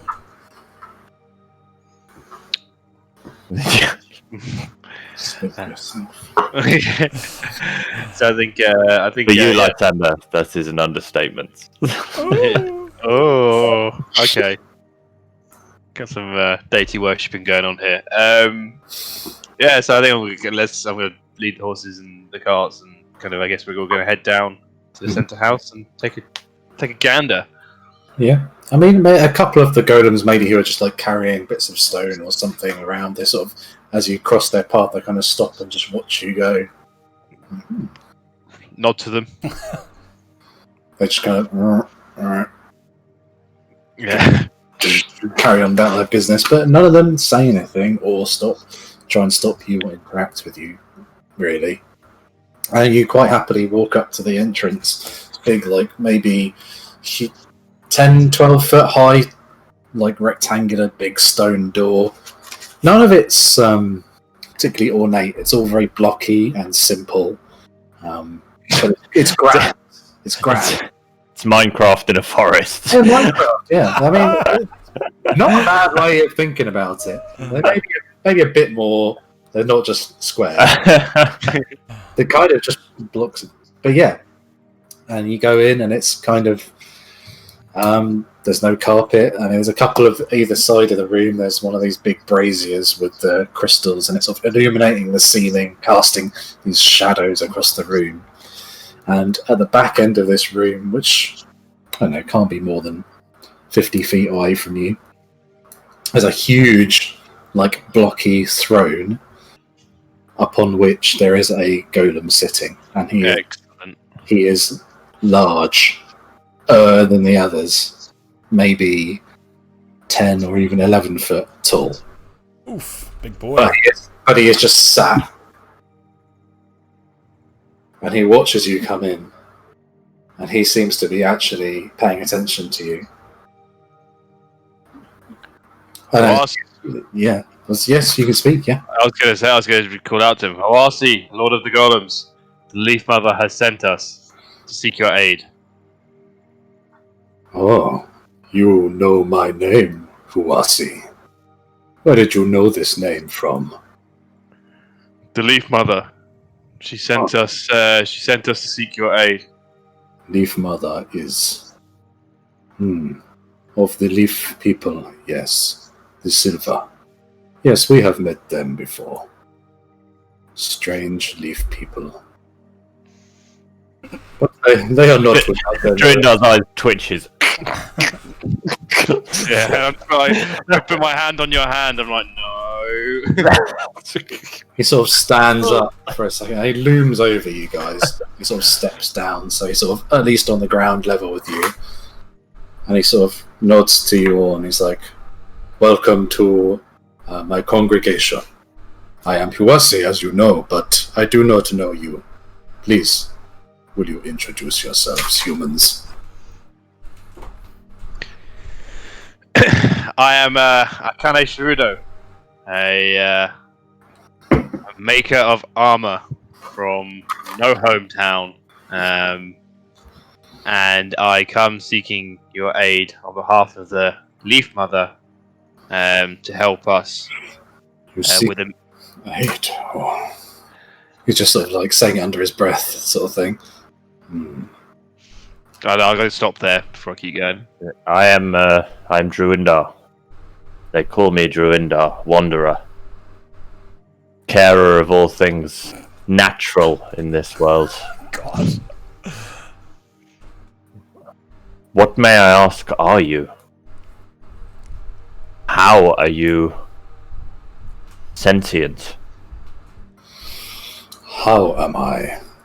That is a good question for which I hope to someday find the answer, but I am, like the others here, a golem. However, for some reason, I have mind. They do not seem to have mind, but I have mind. And so, they are my children. I bring them together, and this is my congregation. And you, little man with the strange face. I am Lysander Linden, a scholar. Scholar, yes, we like scholar. Enko is scholar. Perhaps he will like to speak to you. But you probably saw his strange round building over there. Sort of way points over to where the tower would have been. Is Henko like yourself? He is similar. He is of mind, but he is also of magic. I do not know how this is possible for Golem, but he seems to be enjoying exploring his strange powers. But enough chit-chat. You wish my help. I must be... I do not wish to be rude, but we are wary of humans and their meddlings, and we do not like to become involved. However, I will not stop you from pleading your case if you wish our aid. What is it you need from the golems? So, first off, trust me, I've got over 50 years on this planet, and I am also wary of humans. Secondly, before we go on, Huwasi, father of all golems, just to let you know that we saw an inactive golem about a mile from here. We tried to help him, but he was too heavy. You will have to lead me or one of my people to him. We must bring him back. And okay. rid him. So I guess then, to the mission at hand. We've been asked by the Leaf Mother to deal with the Blight, to take on Lord Indirax, Lord of the Glade. Oh, I see. His tone sort of changes. He's like, I know of this one and his strange corruption. What is it you wish to do? To kill him? Yeah, we are powerful warriors. We wish to rid him of the wood. Oh. Powerful. You three small humans. Just looking down at you like, you three will kill him? I think I entered denial stance, but not on purpose. No, it's almost like, it's almost like Super Saiyan. Just, kind of this vapor just starts to erupt off me and my eyes glow white. I think he just kind of very gently reaches out with his hand and sort of touches the mist that's coming off you. And he's kind of almost like a baby or like a kitten touching something that it doesn't understand. Yeah, I think I just surge it a little bit, right? Just kind of... I'm just trying to think, would it be hot or anything like that? I mean, I can redirect it in... No, I channel it in my umbrella to kind of create it, so I don't think it'd be hot. It kind of acts as... I can firm it up, I guess, because it's where my temporary hit points come from. So I guess as he's pushing it, it just gets harder and harder and harder until, kind of... Maybe it's just when something hits it, it just kind of hardens all of a sudden. Yeah, like custard. Yes, a non-Newtonian gas fluid. Yeah. Yeah. But yeah, he's obviously awed by this thing that you're doing. He's like, oh, you have power, like Enko has strange power. What are you? Human. You are not ordinary human. No, I'm not. I'm a special kind of human called a Castellan, and I get my power from distant planets. Oh. This is beyond what Huwasi knows, but it is strange and impressive. Perhaps you do have power. What of this one? And he pokes Durindar in the chest. Durindar flinches a little bit, like, and just as he does so, his eyes black, and just his hair kind of just goes a bit and darkens. He doesn't rage, but you can tell that if he gets poked again, there's a decent chance he's going to get a little bit angry. He sees that what he's like angered you, and he's like, "Oh, I see. You also have power." Yeah, poke the bear. That's the expression I'm going for. Don't poke the bear. You are not man. You are bear. Bear man. We have. I'm not bear. I'm a keeper of things natural, but I do have power, just like this one beside me. Do not forget your place, Golem, for you are in the presence of a god. Oh God, Jesus! Oh no! Oh, He just kind of cocks his head and he's like, "We try to remember and learn everything we can. I thank you for the knowledge. And this one, God? Lysander God." I stare at him. I'm not going to give away the plot, right? You know, we're posturing, so we need to appear strong. So I'm not going to undermine you. are there any doors or candles or anything? Lysander leaves. Is there a door I can leave out of? It's an entryway without a door. So there's no doors. Okay, what about any lights, candles, anything like that? Well, I mean, there's those glowing crystals in braziers. That's not a flame, is it? I was just going to thaumaturgy.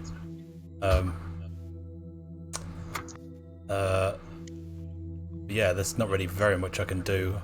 I'll just I'll cause my voice to go 3 times louder. I'll create a harmless tremor, and I'll create a rumble of thunder from in the distance. And I'll raise my hands up a little bit, and like I am no conjurer. I have some power, and just like reverberating around the room, and then I would start do it very quickly, like over a couple of seconds. Like, I'm not trying to be a dick. He's just like, well, so much power from such small people. I suppose not all power is being large. Well, very well. If you feel you are powerful enough to destroy him, then what is it you wish from me?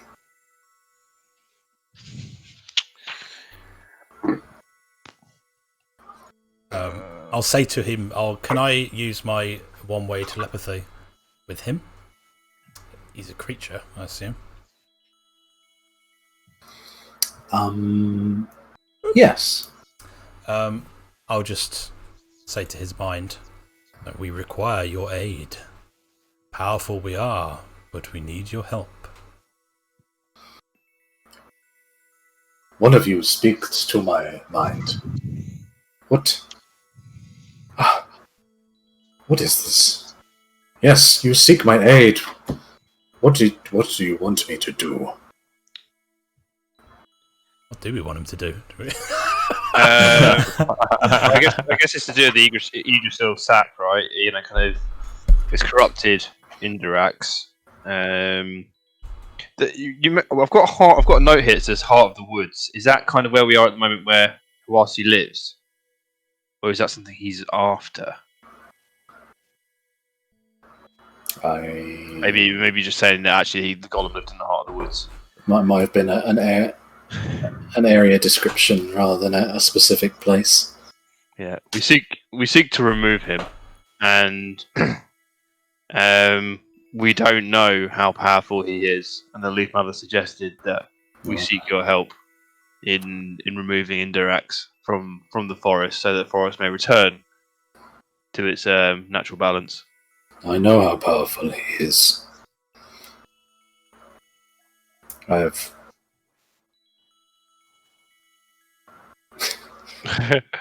Tell us more. I have. It was a time ago now, but I have fought him. I tried to defeat him myself, but I could see that he was too powerful for me, so I fled. And, well, it took me some time to recover, but I am glad that I did, for I do not think I could have killed him alone. But he is incredibly powerful, and he is very large. But he seems to be somehow tethered to the area with the tree and the corruption. He will not chase. That is how I was able to escape. Why did you fight him? What were you hoping to achieve?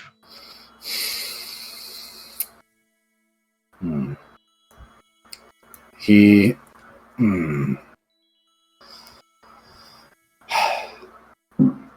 I will not say that my motives are quite so benevolent as the Leaf Mother. I wish for power to protect my people. We have been wronged and won our freedom, but in order to carve ourselves a future, we need to be able to protect ourselves. I understand that. And whatever it is there that caused him to be the way he is, there is power there.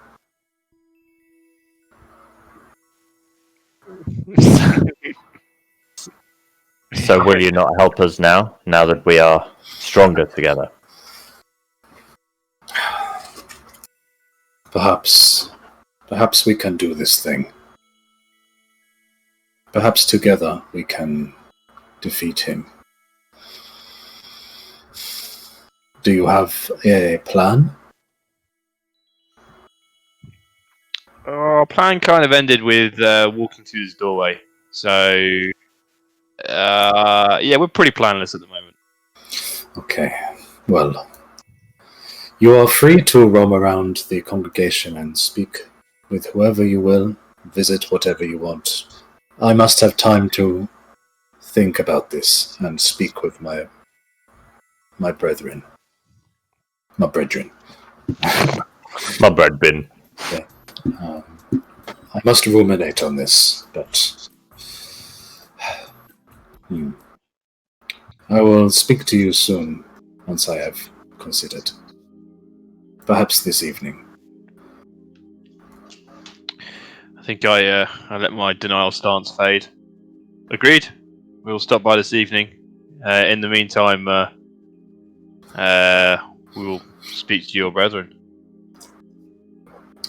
And as you all leave the room, and he sort of follows you out, and he starts gesturing to a few of the golems, and he calls them in to this room, and several, like a handful or several of them all follow him in.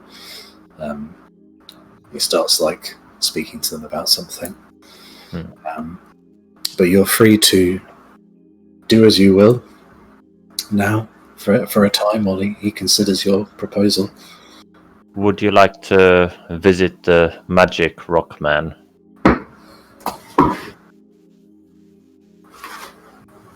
Lead the way, Lysander.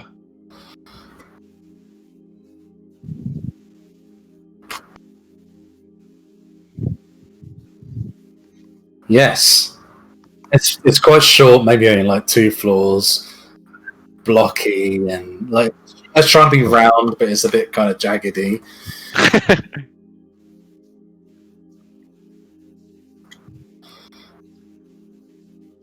Yeah, there's a similar large portal. There's a big ass 8-foot door.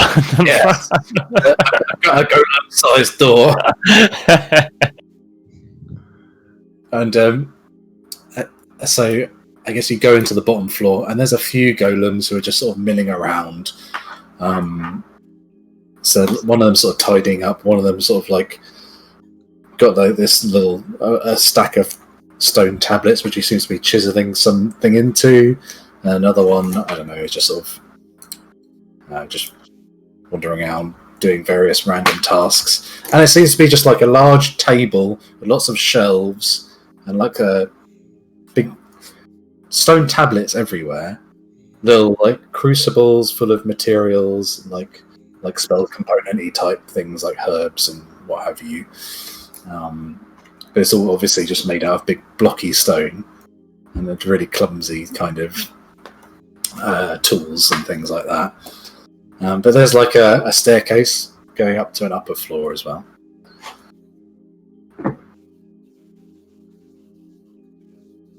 No. Huwasi. Enko. Enkom. E-N-K-O. Enko.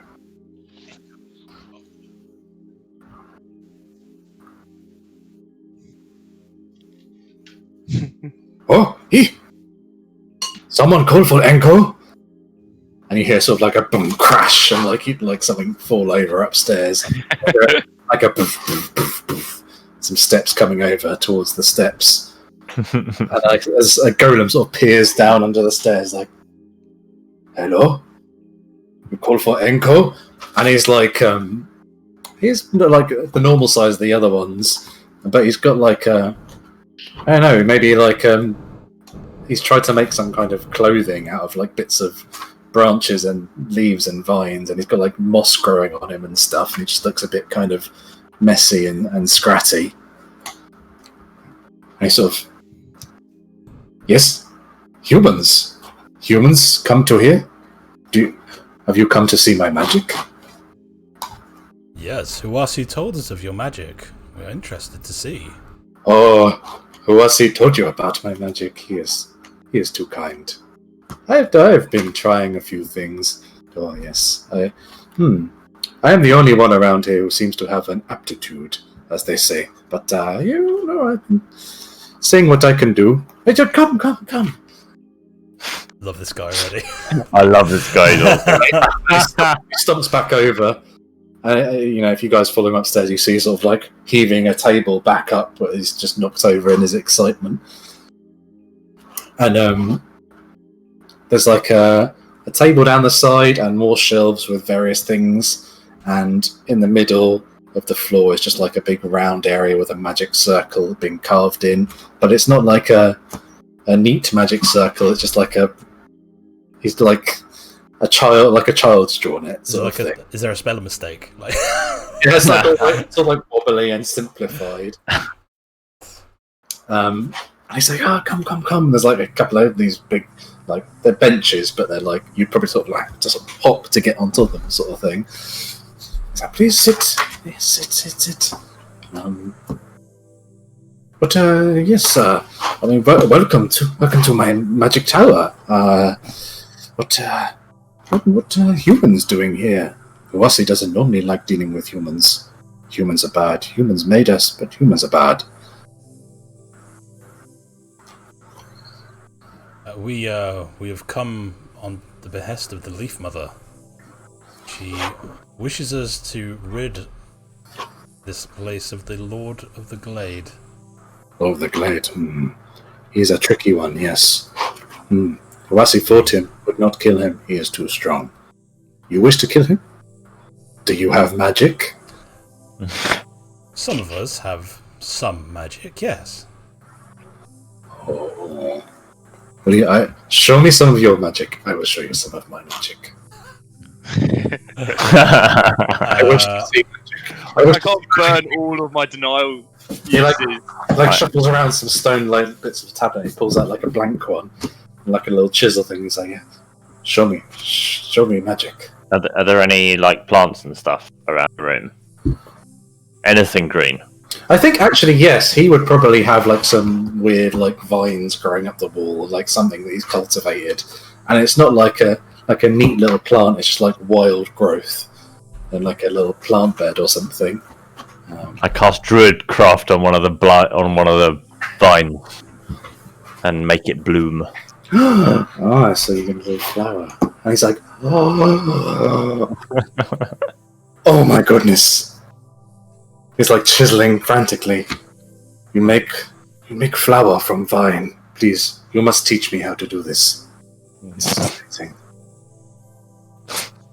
Humans are such magical creatures.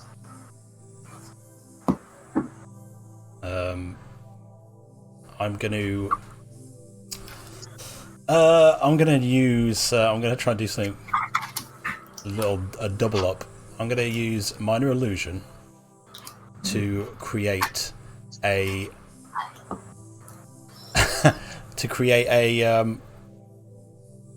what should I create? Like something that has a smell. What do you reckon?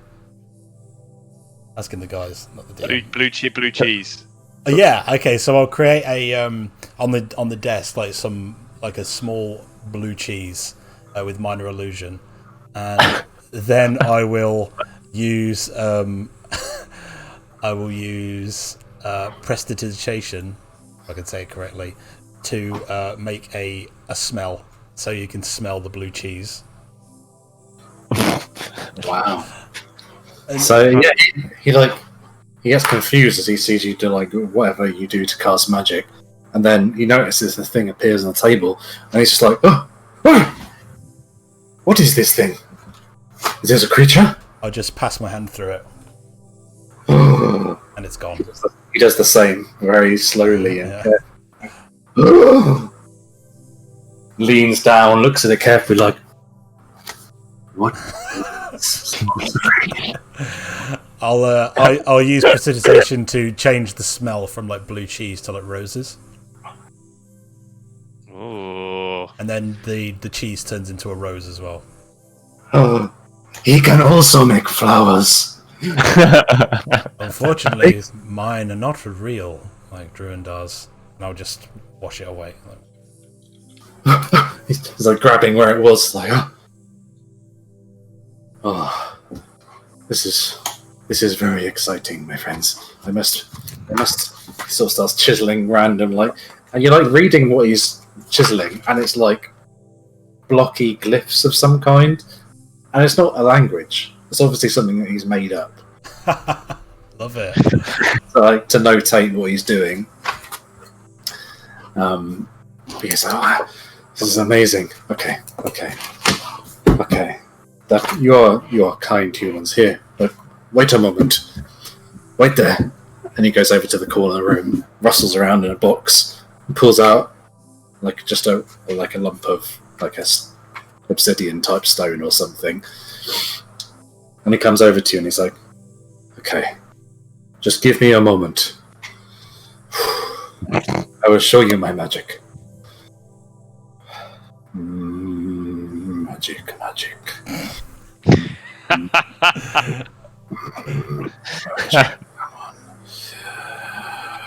Ah! And he casts light on the stone. Awesome! It's like a really, really feeble version of cast light. Like half as bright as it would normally be. And he's like, look what I have created! From no light! Yeah, it's like... Yeah. Clapping. I will try to teach you this, but it is difficult magic. And Enko, how did you come to learn this magic? I do not know. I think I always knew that I had some kind of arcane aptitude ever since I was created. Huwasi, when he gathered us, encouraged me to explore it. He told the people to build this tower, and like humans do, and I have been experimenting and trying to create magic. I have no idea where to start, so I try to create things that I see. I have seen light, and now I can create light. You can create flowers and small, smelly creatures. I cannot do this. It is too difficult. Maybe someday. good that you're practicing. Is light a transmutation spell? Pass. But you get, it's weird because like you get the impression it's like as if someone who had never learnt, like, you know, a mage who didn't get all the free spells that you get when you're a character, you know. He's like trying to figure them out. Just like trial and error. There's obviously like various things where he's tried bits of magic on bits of stone or plants or whatever, strewn around the room. So how did Huwasi created you, but you have magic? Huwasi did not create us. Please go on. So who did? Humans created us. Humans like you. But they also kept us like prisoners, like slaves. They sold us, and we work for them. And Huwasi, he convinced us this was not a life for golems. He convinced us to rise up and overthrow our creator. And who was your creator? Apart from humans. Which humans? He was... I do not know much about him. I think that Huwasi knew him. If you wish to learn more, you should speak to him. In those days, very few of us... In fact, really, it was only Huwasi that had the mind. Since then, a few of us have developed mind, but he was the one. He spoke to the humans and he understood the situation. We were just mindless servants. Maybe that is what all we should be. Maybe it is not. He believes we should be something more. He believes we have a right to live like humans do. No sentient creature should be a slave to another. Yes, that is certainly what Huwasi believes. I am just happy that I am able to play with my magic. Can you join us? Yeah. Casting light on a stone and... Yeah. You could try and convince him to come with you if you want. Inko, would you mind if I had a look around your tower? There are some most interesting things I can see. Well, by all means, please look around. It's a little bit messy. I tries to tidy up some of the tablets and things. But please, whatever you see, you may use or practice with. If you need to practice, this is the place. It's kind of great. I'm gonna peruse everything, just kind of flick through and see if I can, if any of it is intelligible in any way, shape, or form. I have no idea what role that would be. I think that you can't read what his tablets say. Yeah, but there are a lot of them with these big blocky glyph notes on them, and various bits of rock, there's a table with a bit of rock and like a tablet next to it with some notes on it, or like a shriveled plant and a tablet next to it with some notes on it and stuff like that. And it all just looks like a bunch of failed experiments, basically. right. Really low impact experiments. Okay. I think after a bit of looking, I'll maybe talk to him and just say, Enko, any of these writings, have they ever culminated in anything other than your impressive light? Yes, there are. Did I give him anything else? Oh, yes, there is one other trick that I have found, but, do I have something? And he goes over to his box full of stuff and he starts rummaging around, like throwing bits out, bits of rock and plant and whatever. And he pulls out like a bit of like splintered wood and he brings it over and puts it on the table and he's like, okay, this one I only recently discovered it, but please give me a moment. I must focus my magic. Magic! And then you see this like splintered wood sort of knit itself back together as he casts a mending. Oh, awesome! Impressive. I have fixed it. Yeah, that's impressive. I can also do that, Enko. Oh my goodness. You can do... What are the odds of us discovering the same spell?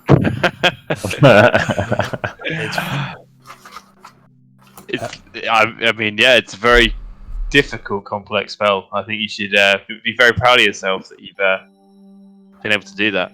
You small humans should be proud of yourself. So small, but your magic fits in your small head. Is this kind of like a construct Keanu? Like, no, you're magnificent. Or is it? Oh, thank you. I am so happy to have seen these special humans today. I am very happy. I will tell Huwasi all about this later. Yes. Enko, have you ever tried a ritual spell? Longer, it might take a little longer to cast than your ones that you have. Ritual? Can you explain ritual? Enko does not understand. I'll go into my bag and pull out my notebook. It's not like a wizard spellbook, it's like a A5 pad. And kind of and flick to I'll flick to Unseen Servant and I'll be like, I'll just kind of go through like, so these are the materials that you need. It's like looking at it like, you need a piece of string and a bit of wood and the verbal components, and I'll kind of go through like what you say, and I'll be like, and this, can you do this with your fingers and your hands? And I'll do the somatic components. Yeah. And I'll just keep doing it until he's copying me well enough. I think I'm taking a seat on the side, I'm just curious, right? We've got nothing to do. It's just chill. I'm settling down, umbrella up against the wall, just watching Lysander teach Henko how to ritual cast. He summons a demon, it's not my fault. it's like plonking his hands like really clumsily, like. And you use these materials. I'll even get the materials out. Like, I'm sure we've got a bit of string and a bit of wood. And we get the materials and we use we say the incantation and we do the Okay. components. Say words, do a hand. So okay. If we can do it all at the same time, over and over again. It is a lot to remember. I believe must in get you. my tablets. If you need to make notes, you can. It's chiseling frantically. I still don't know whether or not he's writing bullshit. Like, it just doesn't make sense. He's writing "help me." Like, Yeah. Should we try it? Right. 101010. We try it now. New magic. Okay. Let's try it together. Okay. Okay, you ready? Enko is ready. I'll start doing the ritual with him. So the casting time is 1 action. I guess that's 6 seconds. No, it's not even 6 seconds. It's just instantaneous, right? Well, you're ritual casting it takes like 10 minutes, right? Oh, that's right. Yeah, so 10 minutes. Right, my bad. Yeah, so I'm doing it with it. I'm like, saying it at the same level. Do it for 10 minutes. Bumbles some of the words and the hand thingies, but he sort of like tries to catch up. Keep going. We'll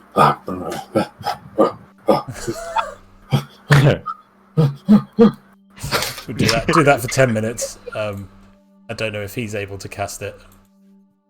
So it would be mine would cast the Unseen Servant. Whether or not he completes it or not, I don't know. Well, can you see anything at the Unseen Servant? Is it a ghostly spectre figure or? It's invisible. It's invisible? Yeah, it's completely invisible, the Unseen Servant. Okay, let's roll. Oh. No, he does not succeed. He does not succeed. So yeah, he finishes doing all the thing, and you do it. You finish it, and your unseen servant appears, It's like, and he finishes it, and he's like, so I guess I can see my own unseen servant, I guess, or I know that it's there. he's like, Can you see anything, Genko?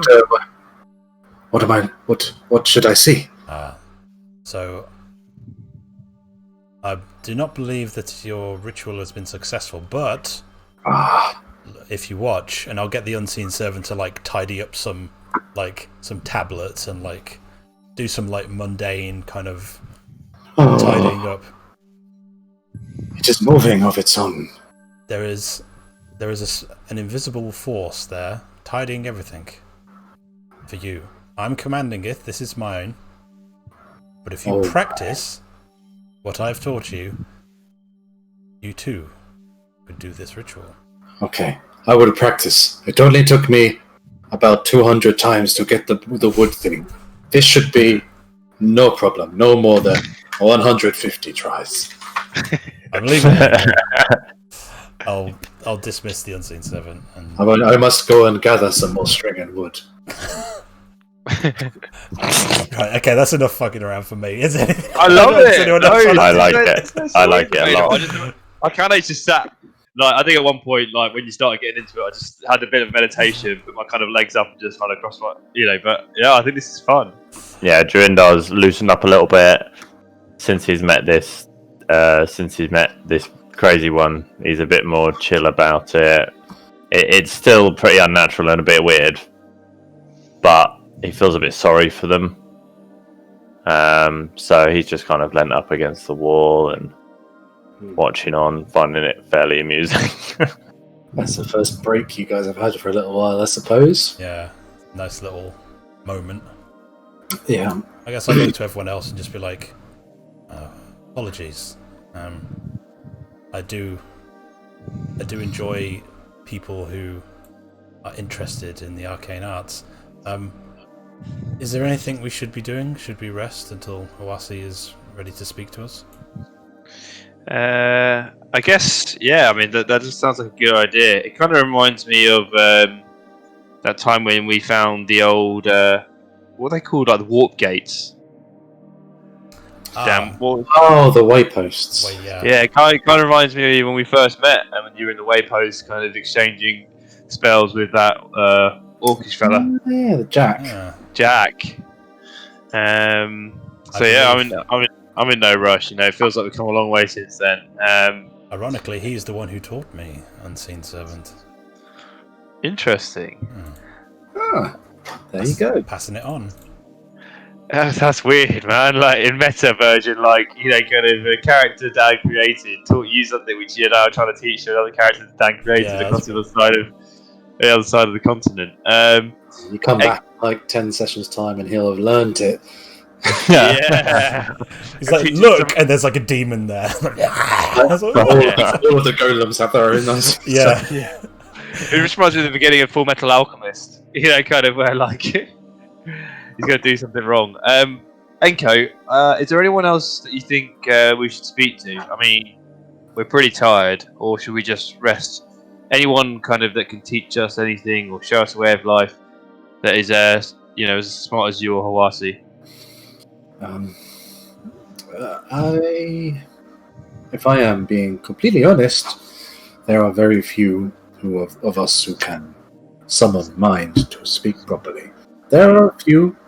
They are working on the Academia Library. That's that huge building that you saw, basically.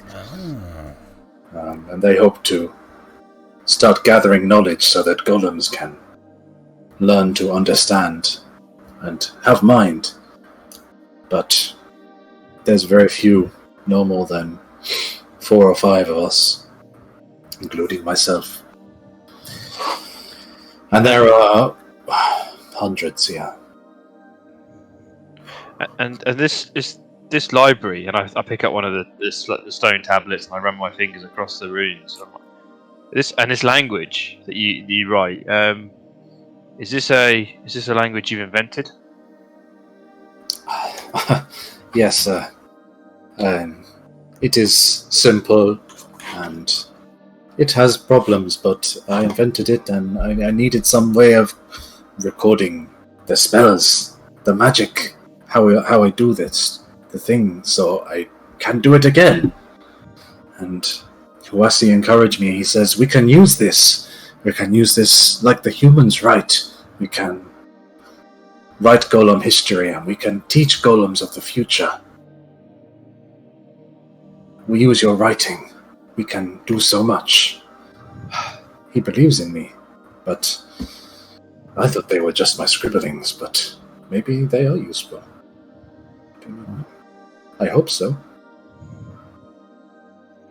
And this symbol here, what noise would that make? What is that? How would you say that?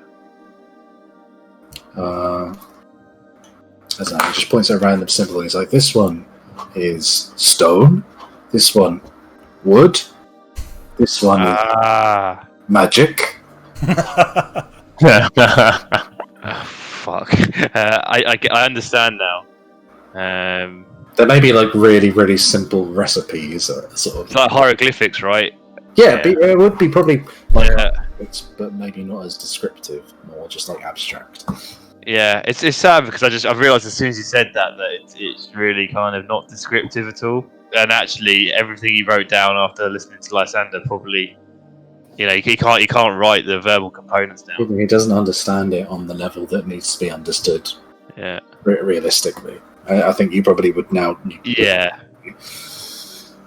Oh, I want to teach him. How to write in Common. Don't have that time. Could you imagine? That was not the time. Let's abandon our quest and let's just teach this dude. And let's have a golem army. I shall equip them all in armor. I shall teach them to make armor and blacksmith. Durindar, you can teach him how to teach him to stop chopping down fucking trees. Yeah, you can teach him to harness nature. Yeah. I'll teach him to worship me. Yeah. Cool. No. Okay, Enko. So, what do you reckon? Should we go over to the library? The great library of. Oh, it is far from finished. They are still building it.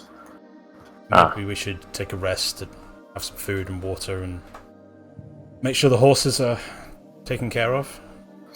Yes, we do not need food, so I am sorry. We cannot provide this for you, human food. That's no problem, Enko. We have food available to us. That is good. You are well prepared, humans. And we will eat the food, and then we will talk to Huwasi. I wish I understood food. Sometimes I wish I could eat so that I could understand it. It's not a big deal. But drink, on the other hand, well, that's a different thing, and we'll talk about that later. Still got your cart full of wine. Oh, yeah. I didn't drink yesterday, I was a bit sad. And I know you shouldn't drink when you're sad, otherwise you end up like Jackie Chan in The Karate Kid. He gets drunk and smashed up his car. Such a specific Cautionary tale if ever I heard one. specific reference. Yeah. Don't be like Jackie Chan. Gotcha. Right, should we take a little resty poos and wait until evening? Yeah. Let's do it. So you guys find a spot to rest and maybe make a campfire or something and sit and have a conversation, eat some rations. Time passes. And the evening comes, and the golems don't seem to be affected. They just carry on doing whatever they're doing. Ah, interesting. Yeah, they don't seem to stop and sleep. But after a little while, you guys sitting there, sort of watching a fire, or just doing whatever you do in your downtime. Huwasi eventually comes over, and he sort of plonks himself on the ground by you guys at the campfire. Even sitting down, he's probably pretty big, towering over you. But he sits down. He just wants to be down at your level. He's like, humans, I have returned with my decision. Have you had any further thoughts yourselves?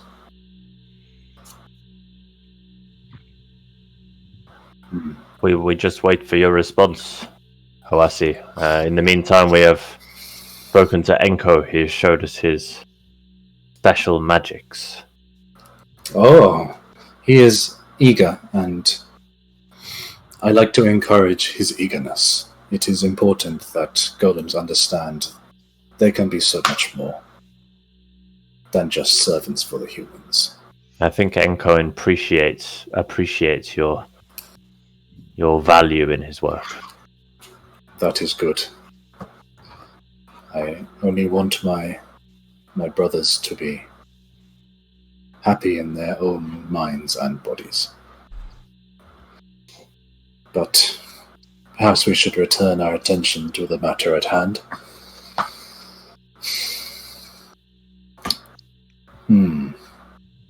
Will you help us fight and defeat Indirax? Well, I think that... No. There is no more words for it. I will help you. I will help you kill the Lord, but on one condition. That whatever it is he is guarding there, whatever power lies within the glade, it is mine. Accepted. You are quick to respond. Do your friends agree? Huwasi, this power has corrupted the Lord. How do you not know it will do the same to you? I do not know. We are experts in magic, Huwasi. Why don't we help you make sure that it is safe before you take this power on? I think we can all say from our time today in your congregation that we agree that you should be able to live freely without humans, and we want to help you do that. It would be a shame if you took on a power which corrupted you like it has Indirax, and you're no longer able to keep building on that vision of a future where golems can live by themselves without the rule of humans. Very well, but still, assuming that it is something we can control, you will hand over the power to me. I agree to that. Lysander?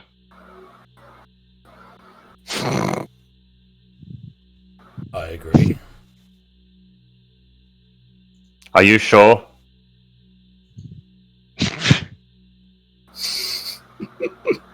I do not think this power can be controlled. What do you think we should do, human? Destroy it. So nobody else can abuse it the way Indirax has.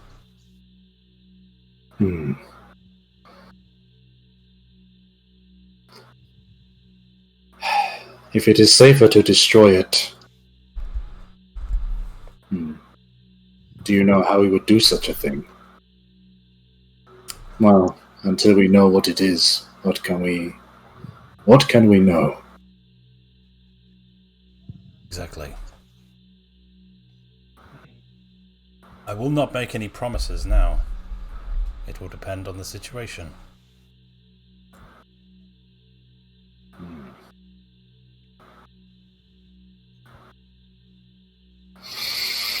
Well, if you will agree to come with us, Huwasi, then once the power is available and we can study it together, but should it be safe and can be used by your people for good, then we will of course relinquish that power to you. If it is not good for your people, you will not want it, no?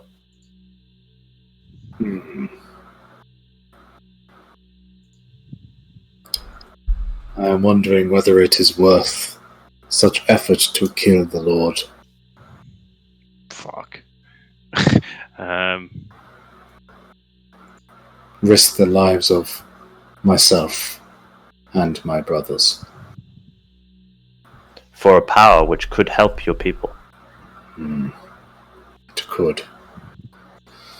But what if we leave him?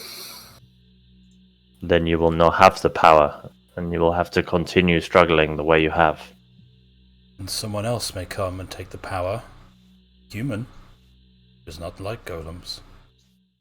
I have a different proposition for you. On top of our original proposition, if we succeed, you will help us negotiate an alliance with the Leaf Mother. Together, perhaps we will be stronger, though she has been untrusting of our people in the past. For what reason? He kind of looks around at the big empty clearing. He's like, I thought as much. I think she does not like our treatment of the woods. No, it is appalling, but we'll let that slide. We are not creatures of branch and leaf. We are of magic and stone. We do not need these things. What else do? We will help you. There is always compromise and space for agreement, I've found. Whether that's the silver helping you out in, in harnessing the power of nature, or whether that's finding an area for you can coexist in the forest peacefully without trees and wood. Perhaps her knowledge can help us discover our minds. She seems wise. I think this is something we can agree on. Very well. In that case, I understand that you humans need sleep and rest. So weak. But, nevertheless, you will sleep, and in the morning we will march. I will gather as many as I can, but I will not force them. Only those who are willing will come. It may be that it is only me, but I hope there will be more. Okay. Unless Do you have somewhere where we can... Oh, you are welcome to use any of the buildings as you wish. If you need cover from rain or elements, you're welcome in my throne room or Enko's tower or anywhere you please. The golems will not mind.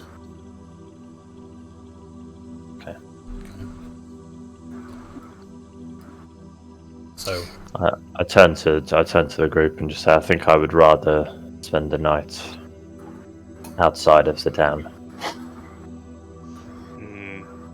tonight. Huwasi, how long is it? How long is the march to Indirax? It is not far.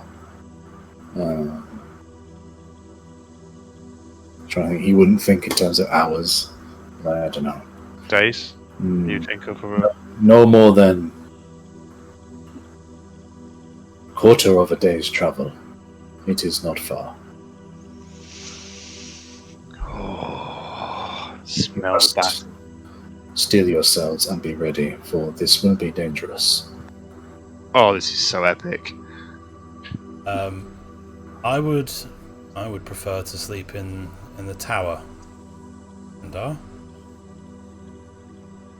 And I will sleep in the throne room.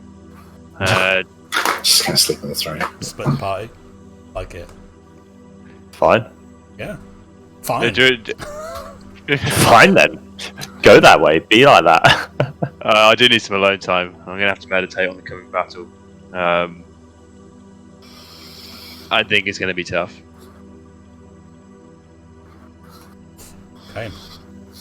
Cool. Okay, All right. So, Let's go take a rest. everyone's going to take a long rest, and you don't need to take watches. You're in a town, basically. You're not in any danger. And I'm kind of thinking maybe we should stop shortly, because I fear the next section may be long. Lengthy. Lengthy. Oh, it's gonna be. I need to wake up early. I feel it's going to be a long battle. Oh yeah, I'm gonna warm up. I'm gonna put my war paint on, do my hair in like battle braids. Like shit's getting serious, boy. Shit's going to be serious. That's correct. Okay, I'm going to say we'll call it there, and we'll pick up next time with epic battle scene time. I need there's a song in a movie that I am thinking of. It's like I can't remember what song. It's definitely like a preparation. Like Ghostbusters.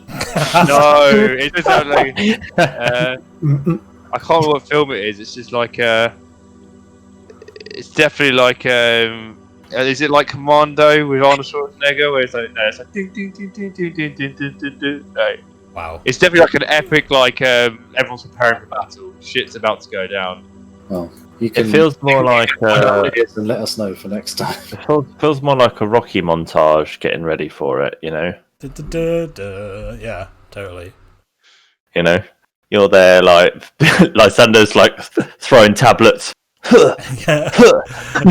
Like throwing them up in the air and shooting them with black bolt, like clay pigeon shooting. Yeah. You're in the throne room, chucking vapor at the throne. Yeah. It's just cutting away scenes of the umbrella. Drendel is like standing up next to the girl and being like trying to make himself tall and being like, Oh, I know the music. It's Mulan as she's leaving in the night when it's raining. And just like she lights the incense and the thing lights up and it's like it's like some epic like 80s beat. It's so fucking hardcore. What we should probably do though when we come back in the next time is maybe go and help that fucked up golem. Oh, we told Huwasi about it. yeah, We told him. I think he will probably send some golems to like drag He's gonna sort that out. Cool. and recharge him basically. And what is this? Don't worry about it. It's off.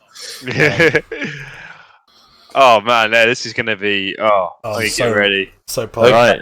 I'm so For hyped. anybody watching, Fight Night is Ding, on. ding. Not the 6th next Thursday, but the 13th. No, it's not. It's not that. I'm away that week, so it's going. Oh no! I'm afraid.